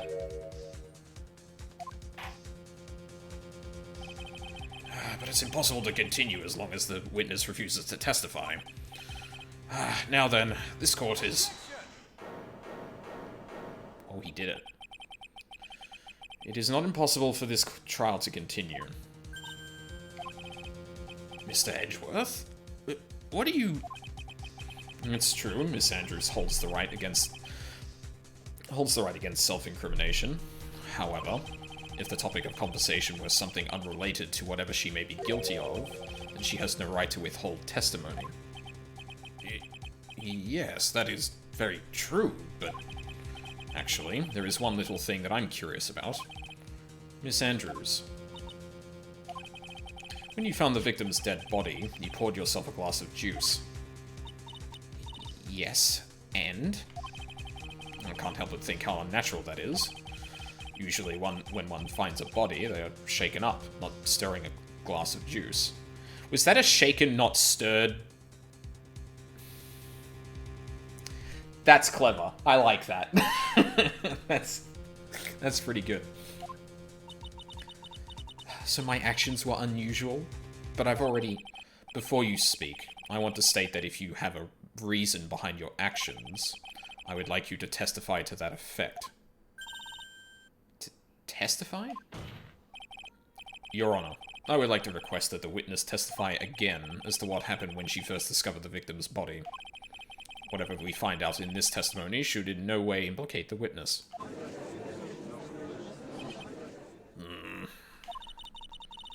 don't know what it is about Edgeworth today, but I can't get a good read off of him. Is he friend or foe? I just don't know.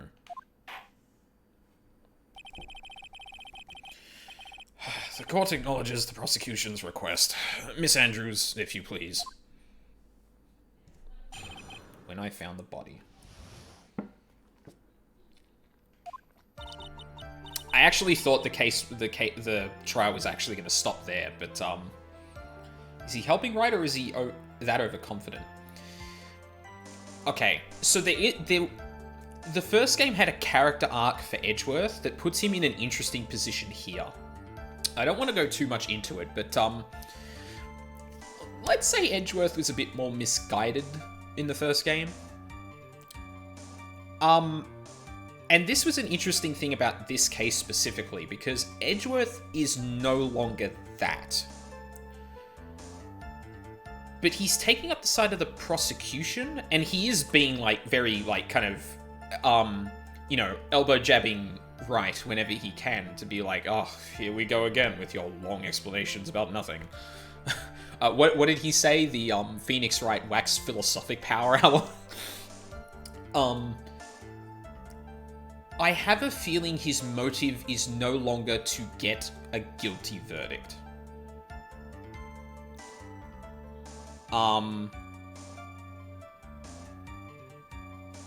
Like, he's more willing to do what he's doing now, where he's like, oh, I might be wrong about this.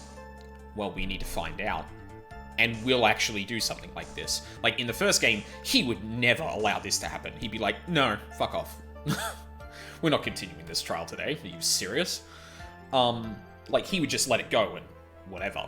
Like, he doesn't care as long as he gets the guilty verdict. But here it's unclear.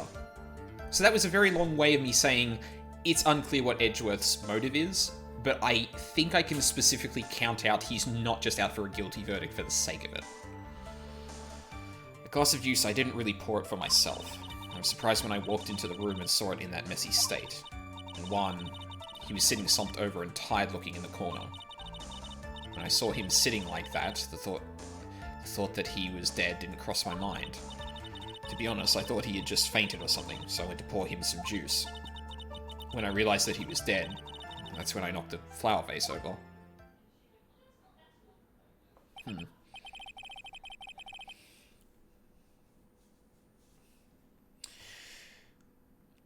Yes.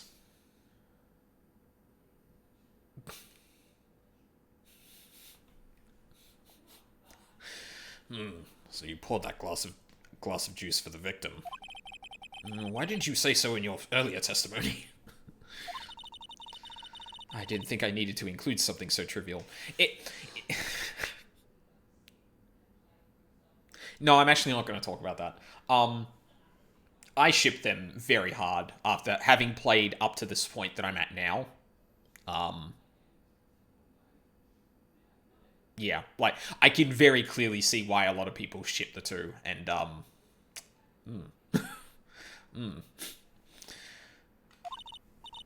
Phoenix, please be careful here. If you can't find anything wrong with this testimony, then there's nothing left. I know. Edgeworth, what the heck is going on in that brain of yours? Now then, Mr. Wright, you may begin your cross-examination.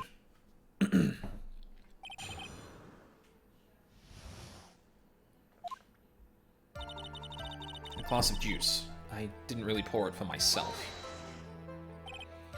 But there wasn't anyone else in the room, right? Of course not. Then, who did you pour it for? Mr. Wright, there is a rhyme and reason for everything. Can you wait just a little longer for it to be revealed to you? In other words, right, be quiet and listen. Precisely. I couldn't have said it better myself.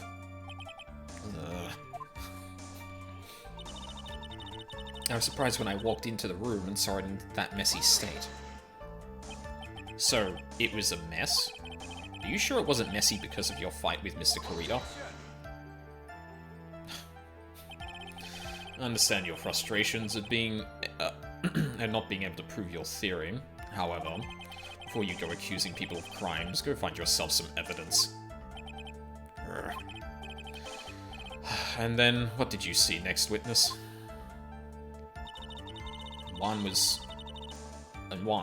He was sitting slumped over and tired looking in the corner. In the corner? Slumped over?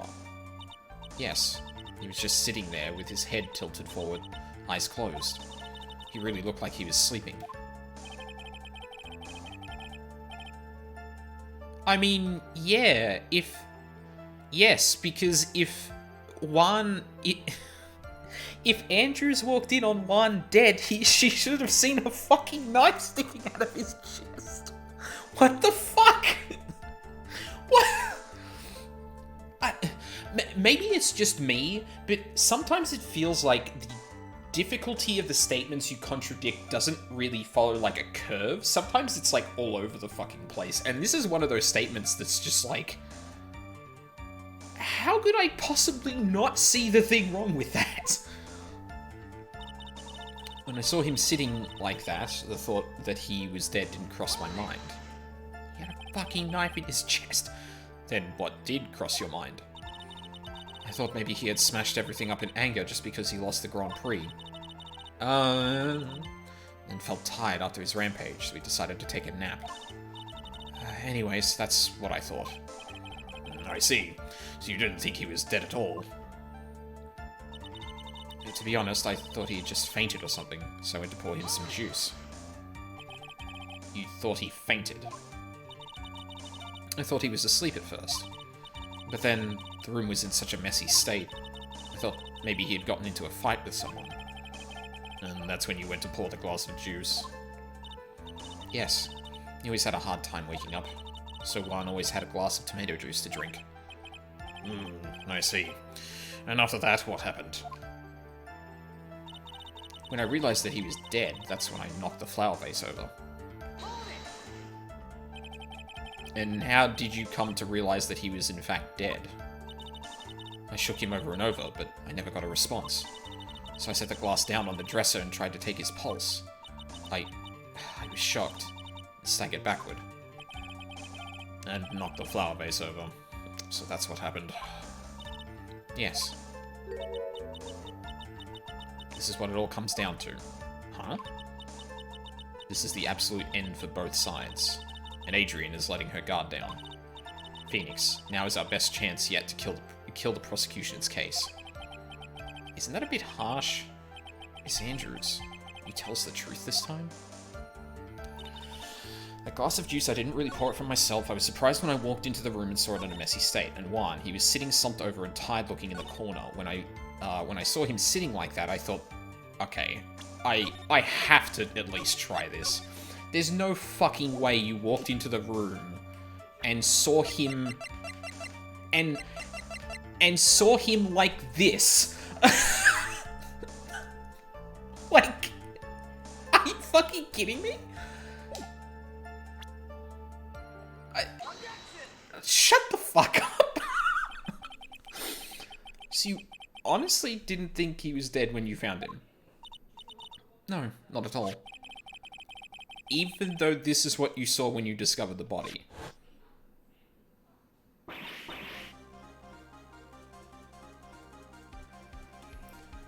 I spent probably like a collective of 45 minutes on 2 other statements, and then I got this one in like a second. God damn it. What is the meaning of this? Isn't it obvious, Your Honor? There is a knife sticking straight out of Mr. Kurita's chest. Yeah. Anyone who saw this scene would have immediately thought that there was a dead man. Like, to be fair, assuming Andrew's actually planned all this out, right? We've gotten past the point that we've untangled, like, the bit that is the most complicated, right? So, like, her strongest claims have already been completely wiped. So it kind of makes sense that at this point we're talking about things that are a lot weaker, because her whole argument basically rested on the idea that well, hinged on basically preparing the costume, making it seem like it was on guard, and all of that. We've unraveled all of that. So within this story, it makes sense that, like, this statement is really flimsy, because at this point, what else does she have? Right? And, like, like, if it has, like, ramps every now and then, that's obviously fine, but it's a weird juxtaposition that this, like, really intelligent character that planned all of this stuff out used that as a defense. Like...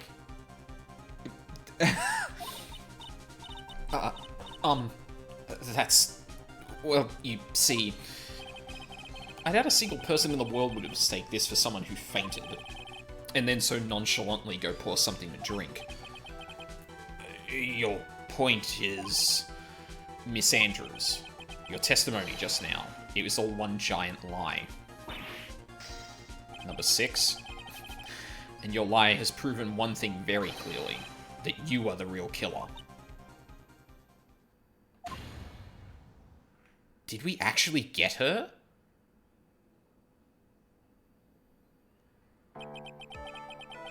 It looks like the defense has somehow brought the ugly truth to light. The defendant, Mr. Matt Engarde, is not guilty after all.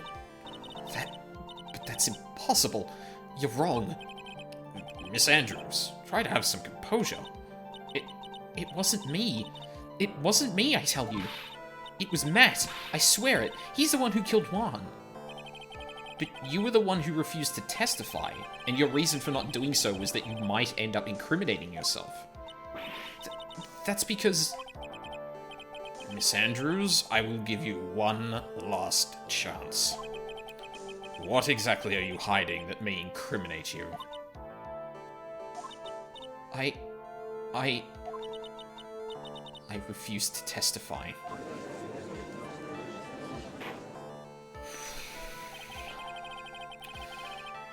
Then there is no need for this court to continue any further.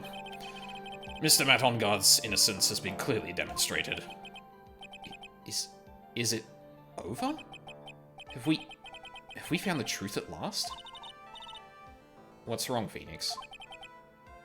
Usually the real killer confesses his or her guilt. And now that I think about it, this is the first time someone hasn't. Now then, I would like to hand down my verdict for Mr. Matt Engarde. Okay. So this is the bit where I'm really curious. Because I have to talk about the stuff that's happened before this, but as long as you're okay with spoilers, Charles, that's fine.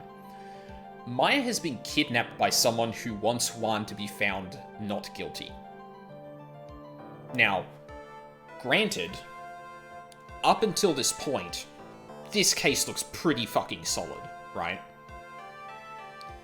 However, at the outset, I did say that it would be interesting if we had to try and defend someone who's guilty. Because why would someone be holding someone to ransom to get a not guilty verdict on someone who is not guilty? Now, it would be reasonable to think that they wanted to specifically get Phoenix to take on the case, for example, because he has a reputation now. But it would make for an interesting final case in the game if it was not the case. And Phoenix is now starting to have doubts about whether this verdict is correct. And I wonder if he's going to stop this verdict from happening.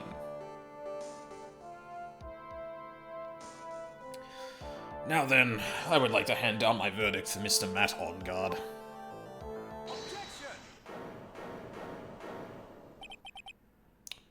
Your Honor, The prosecution feels that it would be premature to pass down a verdict at this time. What? The reason is quite simple. This witness has yet to speak the absolute real truth. The absolute real truth? What are you... Witness, don't you understand yet? Huh? I don't know who planted this silly idea in your head, but as long as you protect yourself through your silence, Matt Engarde will go free, and in his place, you will become the guilty party. That's a lie. I don't believe you. What? I was told if I spoke, then it would be all over, and Matt would never be declared guilty. Uh-oh. What in the world is she talking about? Has she lost it? I can't speak about it. I'm too scared. It's Franziska von Karma. Huh? Don't you remember, Phoenix? Miss Andrews lives by gripping tighter onto the words of another. Yep, and Franziska is exactly the kind of, like, incredibly strong-willed person that Andrews would attach to. Because she doesn't have the strength to believe in herself. Then, right now, Miss Andrews is... Yesterday, she was tossed a lifesaver by Miss Von Karma. Don't say a word, no matter what happens. If you do, Matt Engarde will be acquitted. Miss Andrews undyingly believes in those words right now, and is clinging on to them. Then what should we do? This is the first time I've ever come across anything like this. But Miss Andrews has to be the killer, right? All we have to do now is get our not guilty. That is my only priority. Oh my god, he's turning into Edgeworth. It wasn't me. I'm begging you, please believe me. I didn't kill Juan. Help, please. Someone, help me. Mr. Wright? Yes, Your Honor? The court can't continue on like this, therefore I'd like to hear what you intend to do. What I intend to do? What am I supposed to do? What am I supposed to say? Right. I suggest you think very carefully about this. Think about what this witness did, and what she did not do. And think about who is the real mastermind behind this crime. Who's the real mastermind? Isn't that obvious? There's no one else it could be except the woman crying over there, right? Come now. What will you do? What kind of man are you, Mr. Phoenix Wright?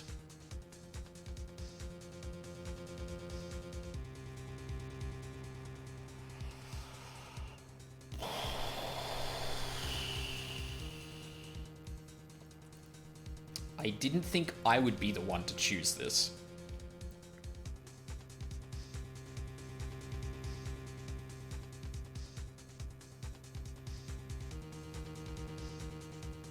And oh god, this is so good, because this is a choice that the antagonist prosecutors are always faced with. It's just request the verdict or search for the truth.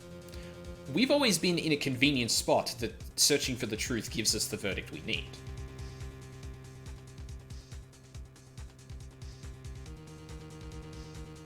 But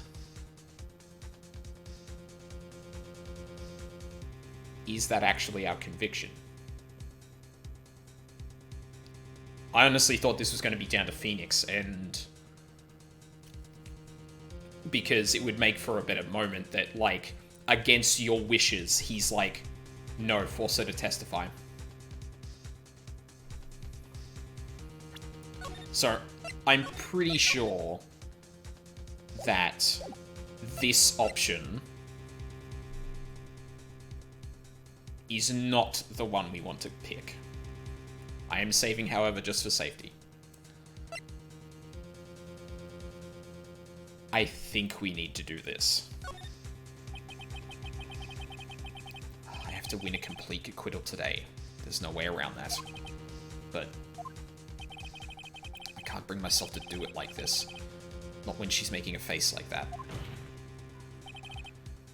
Miss Andrews, I would like to know what you are really hiding.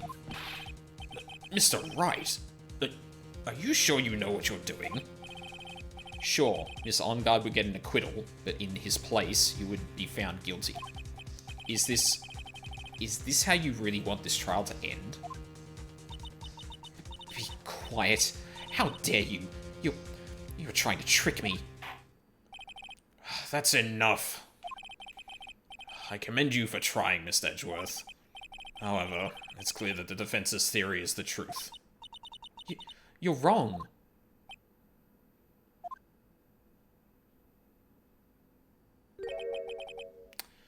What a shame. I had hoped things wouldn't come to this, however. What is it, Mr. Edgeworth? Miss Andrews, since you absolutely refuse to testify, it falls on my shoulders to disclose this to the court. Stop.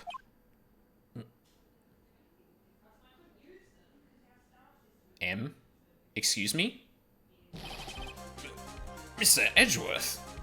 That was fucking weird. I thought the game crashed for a second. That was fucking weird. This witness. How should I put this? She has an illness. What? And because of this illness, she has tried to commit suicide in the past. Oh, we're really doing this. Oh boy. Just stop. Please stop. No matter how much you want to hide it, it's no use. I have the evidence right here. Yeah, strap in. That's the second part of the suicide report. The attempted suicide report. So, just a little bit of backstory here. Adrian Andrews' mentor committed suicide, and as a result of that, because she is a person that clutches onto people who have strong will, she felt like she couldn't go on, and tried to commit suicide. Which Edgeworth is now presenting to the court against her will. Which is a bit... yikes. What will you do now, witness? You know what I am about to do, don't you? I will now reveal to the court the true nature of the pitiful woman known as Adrian Andrews. The secret of her dependent nature. Having other people know about it scares her more than anything else in the world. Please, please stop, I beg you. If people find out, I'll... To say you would choose death, that is of no concern to me.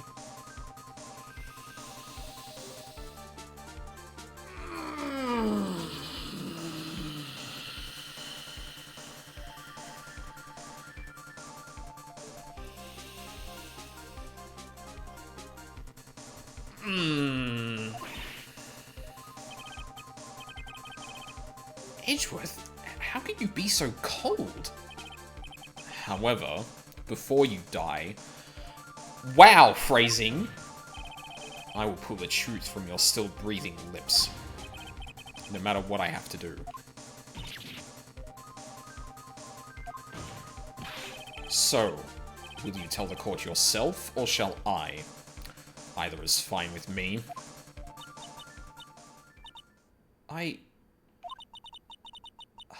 I'll talk. But please, help me.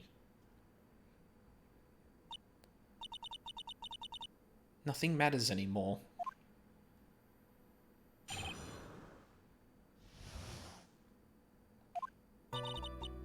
When I first saw him, I really thought he had fainted. Honest. When I realized he was dead, That was when I formulated my plan. Once I made sure there was no one in the hallway, I made a dash back to Matt's room.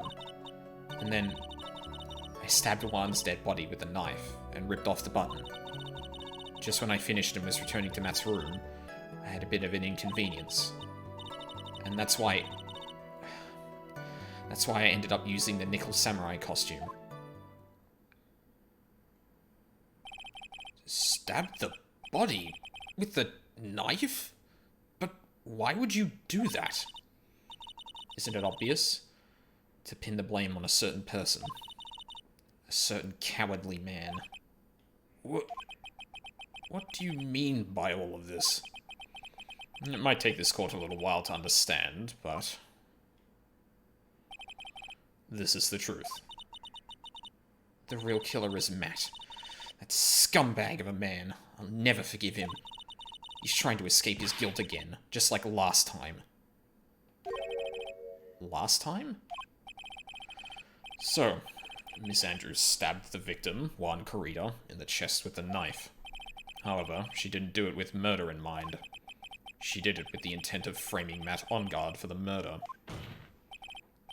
And this is her crime. What? How is this possible? I mean, wasn't Miss Andrews supposed to be the real murderer? Mr. Wright, please get over your shock and commence the cross-examination.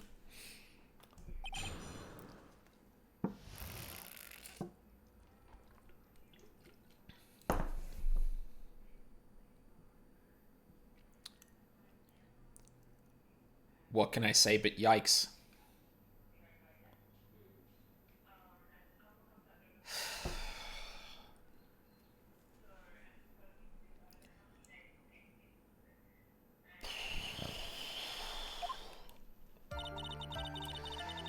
When I first saw him, I really thought he had fainted, honestly.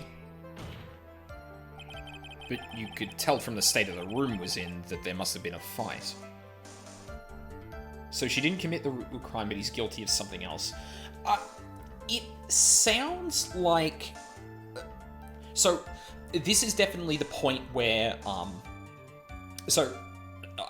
I might explain the structure of this game just a little bit, right? So, usually there's, like, multiple investigations and multiple trials. So it goes investigation, trial, investigation, trial. So you get, like, some of the evidence, you do a trial to kind of figure out what's going on there, and then you get more evidence, and then you do another trial. So usually whenever you hit a trial, there's a point at which your evidence runs dry, and you're starting to just make logical steps off of all of that, right? We've reached this point now, so I don't have any evidence to corroborate the grander picture of what's happening here, or what's being implied. However, it seems to me that Andrews believes that Matt is somehow responsible for Juan being murdered. Maybe not that he directly did it, like you said, but maybe that he, like, ordered a hit, or basically made that person... Yeah, like, he is responsible for the murder of Juan, but maybe didn't literally choke him to death, right? That's what she seems to be implying. So her actions would make sense if she walked in, saw that Juan was dead, and went, oh, that motherfucker's gonna get away with this again, and tried to frame him for it, right? Now, the only aspect of this case we haven't really touched on is the actual cause of Celeste's death, which I don't actually think was a suicide. What D-Killer has to do with all of this, because he kidnapped Maya and is trying to get Juan a not guilty verdict, which, in the context of what we've just talked about, is very fucking suspicious. I mean, it was before, but now it's even more so. And the card that Andrews is spinning around in her hands, that we have explicitly seen where Maya is being kept.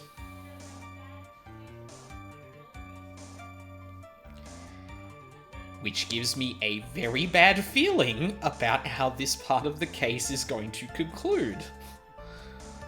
Because I feel like the trial is not going to be over, and that would be bad. But you could tell from the state the room was in that there must have been a fight. Are you telling the truth when you say that you did not know he was dead? He had a scarf tied around his neck, but that scarf is a part of the Jammin' Ninja's costume, so I didn't think anything about it was strange. His head was also tilted down a bit, so I couldn't see his face that well. That's why I thought I'd wake him up, then went to pour the juice. When I realized he was dead, that was when I formulated my plan. What is this plan you had? I knew right away the murderer was Matt. I knew because, one, he was going to expose Matt's weakest weak point to the world. So Matt did this to stop Juan and silence him for good. That is certainly a motive. That's when I thought I should forge some evidence and pin this crime on Matt. So the forged pieces of evidence were the knife and the button. The first thing that came to mind was to plant the knife. Once I made sure there was no one in the hallway, I made a dash back to Matt's room. Oh shit, I didn't press that. That was so you could get the knife, correct? The knife Matt used at dinner had his fingerprints all over it. I thought if I used that, then the police would certainly turn their eyes towards him. Matt was napping with his costume on at the time. I slipped in, took the knife, and returned to the scene of the crime.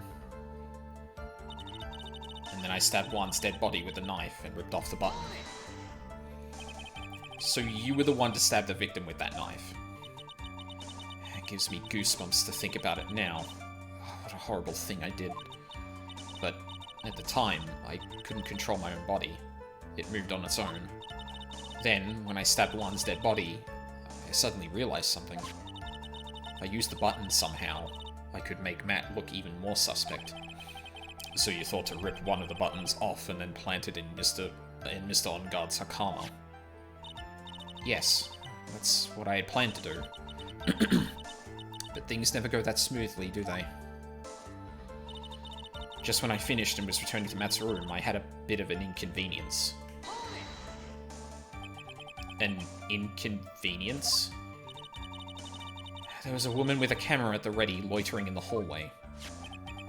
I'm willing to bet my spikes it was Lotta. My spikes.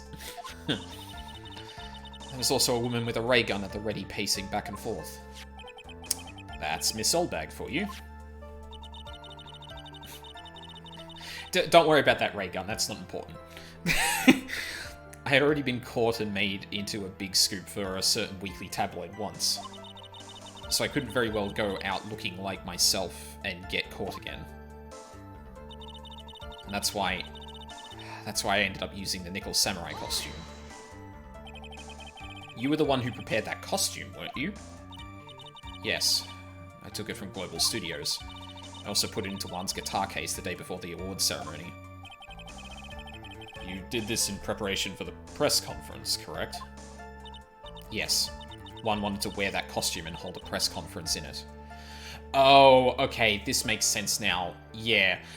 Actually, this just explained why Andrews was actually willing to go through with this plan with Juan, because if she was willing to pin murder on Matt for something that, or for A, something she suspected he had done or orchestrated, and B, something that happened previously as well? He was going to disclose Matt's big secret there. And what is this secret? That, I don't know. Anyway, I thought that if I were to leave Juan's room in the Nickel Samurai costume, then people would think that Matt was the real murderer. I was very careful not to leave any fingerprints when I opened the guitar case. I absolutely did not want anyone to know about the costume. I think we've heard enough. So, after that, you went back to Mr. On Guard's room and planted the button. Into Matsukama? Yes. After that, I folded up the costume I was wearing and put it into a bag. Then I snuck it out of the hotel and got rid of it. My word. What does all this mean? Mr. Edgeworth, is it? The real criminal is Matt Engarde. Yesterday, that woman prosecutor sat me down for a talk. Francisca, huh? She said that I should, under no circumstances, confess to what I had done. That if I just kept quiet, then Matt would be found guilty for sure. I had no choice but to believe in her words.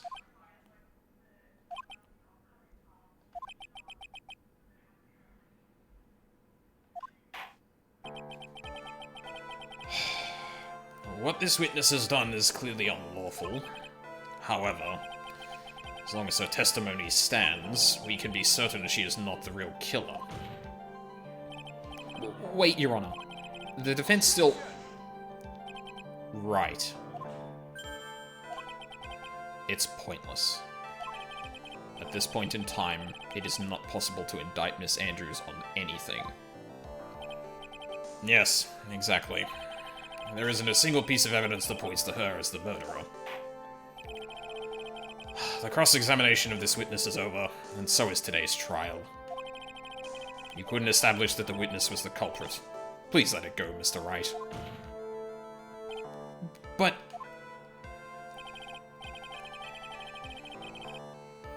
Mr. Edgeworth, please place Miss Andrews under arrest for further questioning. Understood, Your Honor. The prosecution will arrange for her detention immediately. That is all.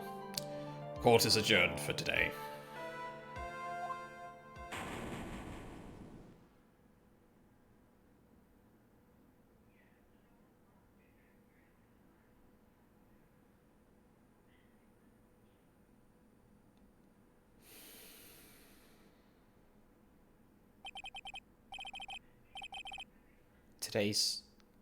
Today's trial, it's over. And I didn't win an acquittal. Witness, would you mind if I asked you something? Edgeworth? What is it? Before you leave court today, I wondered if I might look at one thing. The card in your hand. It's had my interest for quite some time now. What exactly is it? Oh, this? Mr. Wright also asked, why does he need an acquittal? So Maya has been kidnapped, and the demand from the kidnapper was to get Matt Engarde acquitted in 1 day. I'll let your imagination do the rest. Mr. Wright also asked about this. Although I didn't remember it at the time you asked me about it, Mr. Wright. I remembered just now. I found this in the room on that day. The room? That day? Yes. Found this card when I discovered Juan's body.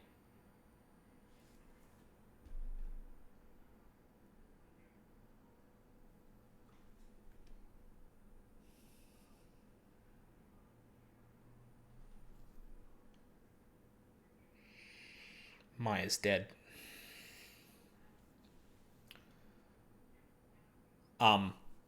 So at the end of last stream, there was a scene, or not last stream, but I think the stream before that, there was a scene where it looked like Maya had gotten out of the room.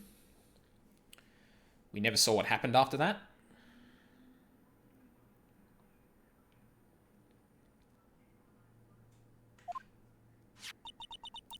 It was lying there, right next to him. You found that card next to the victim's body. I suppose I must have consciously slipped it into my pocket. But it's not as if that card has any relevance to Juan's murder, right? Yeah, I guess not. Well, it's still a strange card if you ask me. But as far as a clue to this case, I don't see why... Witness. That card. Give it to me. Hurry. Edgeworth? Do you have any idea what you have stupidly yet inadvertently done? This... I can't believe you hid this from me all this time. I didn't mean to. Why the fuck has the game suddenly, like, gotten really choppy? Hang on a second. Resource monitor. Yeah, it's a calling card, alright.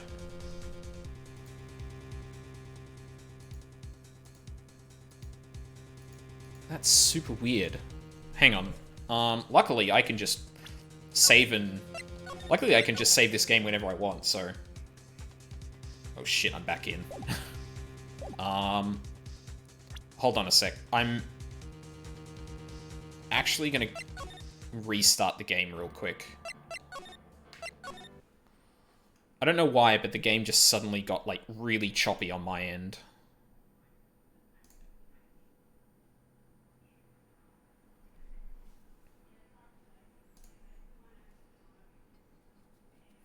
This is on PC, so I'm playing this on Steam.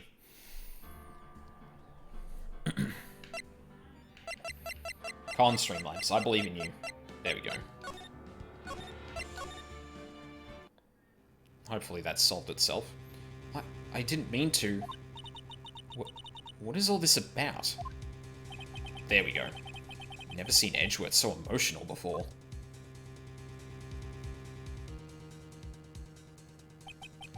That card. What in the world is it? What does it mean?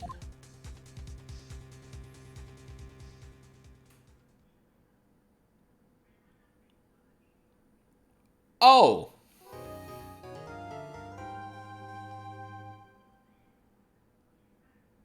Fuck.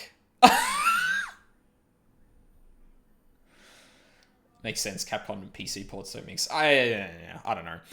It seemed to start when you remember when the judge like paused on just M. Ever since then, it seemed to be a little choppy, but it wasn't obvious until it started shifting the perspectives back and forth. Like when it was doing like direct cuts, it kind of looked fine, but.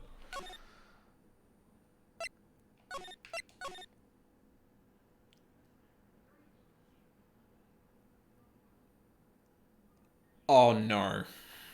This investigation has 2 parts.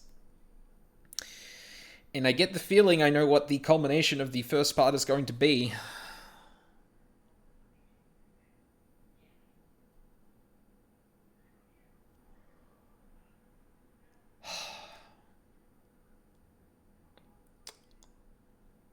Fuck.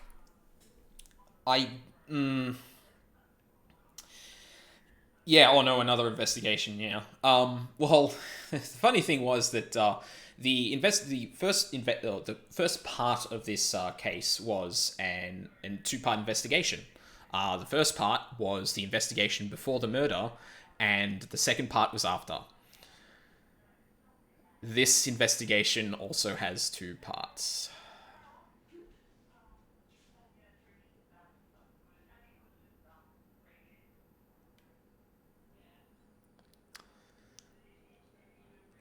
But I think I am going to call it for this stream today.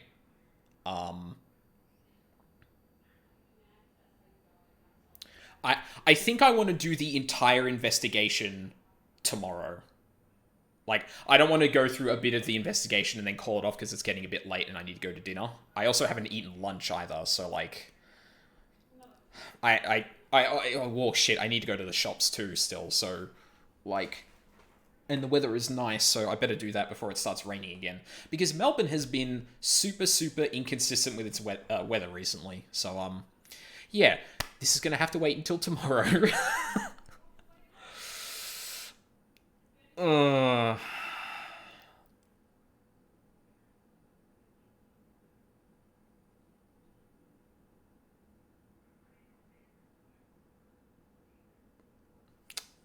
You're gonna have to change the just title of the stream to, I don't think this is fine.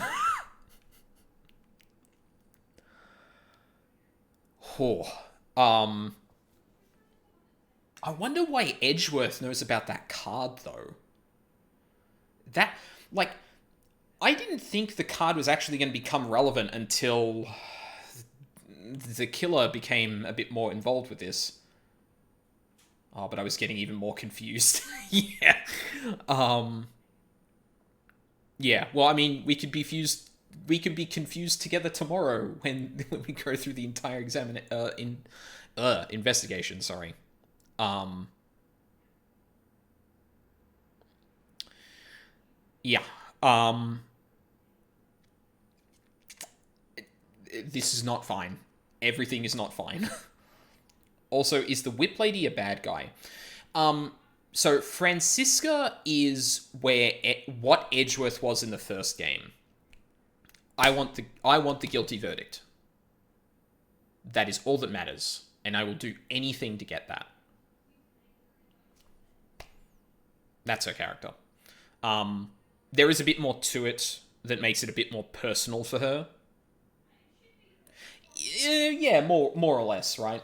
The truth is convenience here and there, but the thing that matters is the not guilty verdict, because you can't not be a perfect prosecutor.